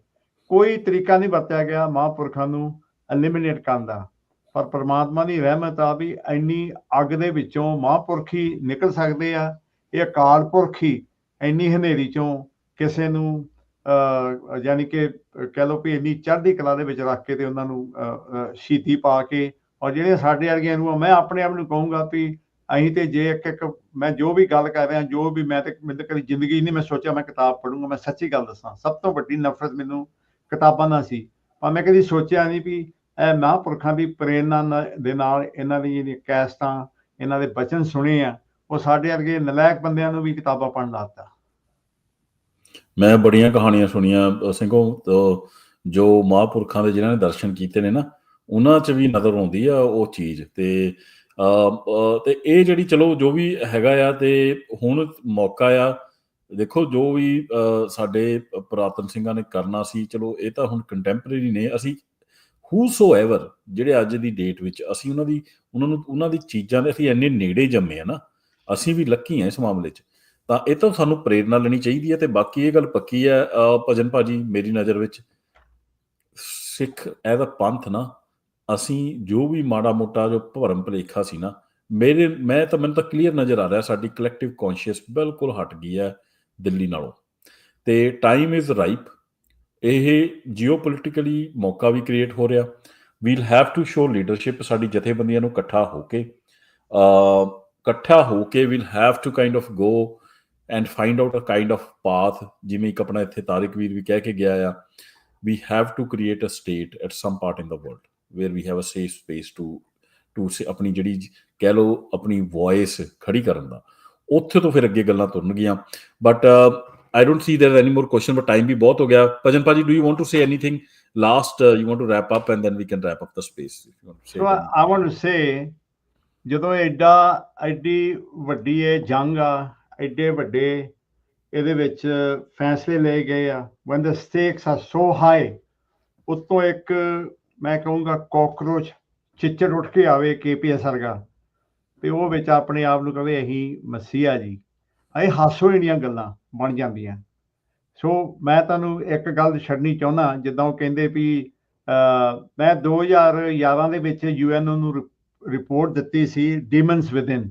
ਸਾਰੀਆਂ ਤੁਹਾਨੂੰ ਲਿੰਕ ਵੀ ਭੇਜ ਦਾਂਗੇ, ਇਹਦੇ ਸਲਾਈਡ ਸ਼ੋ ਦੇ ਵਿੱਚ ਵੀ ਹੈਗੀ ਆ ਡੀਮਨਸ ਵਿਦਿਨ। ਸੋ ਡੀਮਨਸ ਵਿਦਿਨ ਦੇ ਵਿੱਚ ਮੈਂ ਇੱਕ ਹਵਾਲਾ ਦਿੱਤਾ ਵੀ on the Grand Trunk Road, ਵੀ ਜਿਹੜਾ ਸਟੀਵ ਕੋਲ ਸੀ ਉਹ ਇਹਦੇ ਘਰ ਗਿਆ ਸੀ ਰਾਤ ਦੇ 11-12 ਵਜੇ, ਤੇ ਉਹ ਕਹਿੰਦਾ ਵੀ ਇਹ ਮੈਨੂੰ ਇੰਟਰਵਿਊ ਦਿੱਤੀ। ਇਹਨੇ ਕਿਸੇ ਨੂੰ ਇੰਟਰਵਿਊ ਨਹੀਂ ਦਿੱਤੀ, ਬਹੁਤ ਘੱਟ ਬੰਦਿਆਂ ਨੂੰ ਇੰਟਰਵਿਊ ਦਿੱਤੀ ਆ। ਸੋ ਸਟੀਵ ਕੋਲ ਦੀ ਜਿਹੜੀ ਇਹ ਸਾਰੀ ਹਵਾਲੇ ਆ ਉਹ ਮੈਂ ਡੀਮਨਸ ਵਿਦਿਨ ਦੇ ਵਿੱਚ ਲਿਖੇ।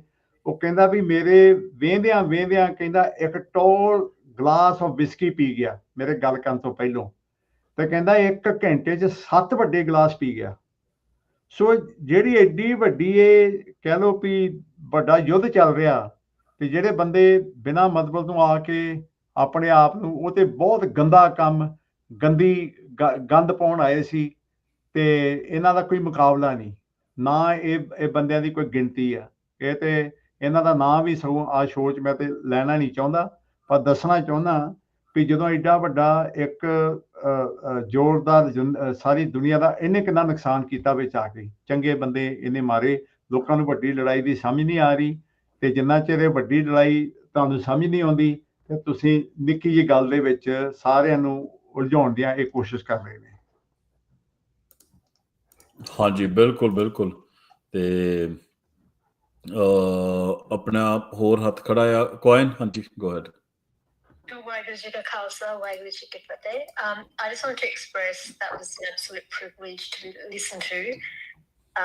Just the level of wisdom and just the articulation of everything was an absolute honor to listen to all that. So thank you so much. And I hope Harjeet and Bhajan Singh, you're able to do more spaces, because we really need the wisdom of our elders who have actually spent a lifetime of activism, just speaking to different generations, and I think that's extremely valuable. Thank you. Thank you, Cohen. Thank you very much, Cohen. Thank you so much. Yeah. And we have one more hand up, the last hand up, which is Nathan. Go ahead, please. ਹਾਂਜੀ ਵਾਹਿਗੁਰੂ ਜੀ ਕਾ ਖਾਲਸਾ ਵਾਹਿਗੁਰੂ ਜੀ ਕੀ ਫਤਿਹ I just want to thank you Bhinder Bhaji for doing these spaces with us. Really appreciate it. ਜਿਹੜਾ ਵੀ ਤੁਸੀਂ knowledge transfer ਕਰ ਰਹੇ ਹੋ ਬਹੁਤ ਬਹੁਤ ਕੀਮਤੀ knowledge ਹੈ ਤੇ ਬਹੁਤ ਬਹੁਤ ਧੰਨਵਾਦ ਤੇ ਰੱਬ ਤੁਹਾਨੂੰ ਚੜ੍ਹਦੀ ਕਲਾ ਚ ਰੱਖੇ ਥੈਂਕ ਯੂ ਛੋਟੇ ਵੀਰ ਹਾਂਜੀ ਇਸੇ ਨਾਲ ਭਜਨ ਭਾਜੀ ਤੁਹਾਡਾ ਬਹੁਤ ਬਹੁਤ ਧੰਨਵਾਦ ਤੇ ਬਹੁਤ ਬਹੁਤ ਧੰਨਵਾਦ ਇਹ ਸਰੋਤਿਆਂ ਦਾ ਵੀ ਤੇ ਜਿਹੜੇ ਵੀ ਛੋਟੇ ਮੇਤੋਂ ਜਾਂ ਮੇਤੋਂ ਵੱਡੇ ਟਵਿੱਟਰ ਸਪੇਸ ਤੇ ਵੀ ਜੁੜੇ ਨੇ ਸੁਣ ਵੀ ਰਹੇ ਨੇ ਤੇ ਦੇਖੋ ਜਿਹੜੇ ਵੱਡਿਆਂ ਨੇ ਹੁਣ ਭਜਨ ਭਾਜੀ ਨੇ ਬਹੁਤ ਕੁਝ ਆਪਣੇ ਲਾਈਫ 'ਚ ਇਹਨਾਂ ਦੀ ਹੁਣ ਏਜ 66 ਦੇ ਨੇੜੇ ਹੋਣੀ ਭਾਜੀ ਹਾਂਜੀ ਤੁਸੀਂ ਹਾਲੇ ਬਹੁਤ ਕੁਝ ਕਰਨਾ ਹੋਰ ਵੀ ਹੈਗਾ ਪਰ ਜਿਹੜੀ ਮੈਂ ਕਹਿੰਦਾ ਜ਼ਿਆਦਾ ਰਿਸਪੋਂਸੀਬਿਲਿਟੀ ਜਿਹੜਾ ਆਪਣੇ ਜਿਹੜੇ ਹੁਣ ਸਾਡੀ ਉਮਰ ਦੇ ਨੇ ਜਾਂ ਮੇਰੇ ਤੋਂ ਵੀ ਛੋਟੇ ਨੇ ਉਹਨਾਂ ਦੇ ਮੋਢਿਆਂ ਤੇ ਆ ਤੇ ਇਹ ਹੁਣ ਜੰਗ ਜਾਰੀ ਨਹੀਂ ਰਹੇਗੀ ਇਹ ਜੰਗ ਜਿੱਤੀ ਵੀ ਜਾਏਗੀ ਤੇ ਹੈ ਵੀ ਬਹੁਤ ਨੇੜੇ ਹੈ ਨਾ ਤੇ ਦੇਖੋ ਇੱਕ ਇੱਥੇ ਤੁਹਾਡੇ ਭਜਨ ਭਾਜੀ ਦੇ ਇੱਥੇ ਕੰਟੈਂਪਰੇਰੀ ਨੇ ਉਹਨਾਂ ਨੇ ਗੱਲ ਕਹੀ ਸੀ ਕਿ ਦੇਖੋ ਮਹਾਰਾਜ ਨੇ ਸਾਨੂੰ ਨਾ ਸਾਡੀ ਜਿਹੜੀ ਜਿੱਤ ਹਾਰ 'ਚ ਜੀ ਅਸੀਂ ਇੰਨਾ ਵਿਸ਼ਵਾਸ ਰੱਖਦੇ ਸਾਡੀ ਜਿੱਤ ਉੱਥੇ ਹੀ ਹੈ ਜਦ ਤੱਕ ਅਸੀਂ ਜ਼ੁਲਮ ਦੇ ਵਿਰੁੱਧ ਖੜੇ ਹਾਂ ਹੁਣ ਬੜੇ ਲੋਕ ਆਏ ਲਾਈਫ ਵੀ ਬੜੀ ਮਾਣ ਗਏ KPS ਗਿੱਲ ਵਰਗੇ ਪਰ ਕਿਆ ਉਹ ਜਿੱਤ ਗਏ ਨਾ ਉਹ ਹਾਰ ਗਏ ਜੀਵਨ ਦੀ ਜੋ ਅਸਲੀ ਲੜਾਈ ਸੀ ਉਹ ਤਾਂ ਤੁਸੀਂ ਹਾਰ ਹੀ ਗਏ ਤੁਸੀਂ ਜ਼ੁਲਮ ਦੇ ਨਾਲ ਹੀ ਖੜ ਗਏ ਜ਼ੁਲਮੀ ਦੇ ਨਾਲ ਖੜ ਗਏ ਜਾਂ ਤੁਸੀਂ ਬੈਠੇ ਆਪਣੇ ਦਾਣੇ ਗਿਣਦੇ ਰਹੇ ਬੈਠੇ ਆਪਣੀ ਦੁਕਾਨ ਤੇ ਕਿੰਨਾ ਮੇਰੇ ਅੱਜ ਪੈਸਾ ਆਇਆ ਕਿੰਨਾ ਗਿਆ ਉਹੀ ਗਿਣਦੇ ਰਹੇ ਤਾਂ ਉਹ ਤੁਹਾਡੀ ਸਭ ਤੋਂ ਬੜੀ ਹਾਰ ਹੈ ਜੀਵਨ ਦੀ ਤੇ ਜਿੱਤ ਉਹੀ ਹੈ ਮਹਾਰਾਜ ਕਹਿ ਕੇ ਗਏ ਨੇ ਕਿ ਜਿਹੜਾ ਜਦ ਤੁਸੀਂ ਜੇ ਜ਼ੁਲਮ ਦੇ ਖਿਲਾਫ ਖੜੇ ਹੋ ਨਾ ਇਹਦੇ 'ਚ ਹੀ ਤੁਹਾਡੀ ਜਿੱਤ ਹੈ ਇਹੀ ਸਾਡਾ ਟੈਸਟ ਹੈ ਬਾਕੀ ਜਿੱਤ ਹਾਰ ਆਪਾਂ ਦੇਖਾਂਗੇ ਜਿਹੜੀ ਦੁਨਿਆਵੀ ਜਿੱਤ ਹੈ ਸਾਨੂੰ ਕਦ ਮਿਲਦੀ ਕਦ ਨਹੀਂ ਉਹਦੀ ਪਰਵਾਹ ਆਪਾਂ ਕਰਦੇ ਨਹੀਂ ਜਦ ਤੱਕ ਸਾਡੀ ਛਾਤੀ ਸਿੱਧੀ ਖੜੀ ਆ ਛਾਤੀ ਖੁੱਲੀ ਆ ਸਾਡੀ ਪਿੱਠ ਸਿੱਧੀ ਆ ਦੈਟ ਇਜ਼ ਵਾਟ ਮੈਟਰਸ ਚੜ੍ਹਦੀ ਕਲਾ 'ਚ ਰਹਿਣਾ ਸਾਰਿਆਂ ਨੇ ਤੇ ਇਸੇ ਨਾਲ ਮੈਂ ਸਭ ਦਾ ਧੰਨਵਾਦ ਕਰਦਾ ਭਜਨ ਭਾਜੀ ਤੁਹਾਡਾ ਖਾਸ ਕਰਕੇ ਵਾਹਿਗੁਰੂ ਜੀ ਕਾ ਖਾਲਸਾ ਵਾਹਿਗੁਰੂ ਜੀ ਕੀ ਫਤਿਹ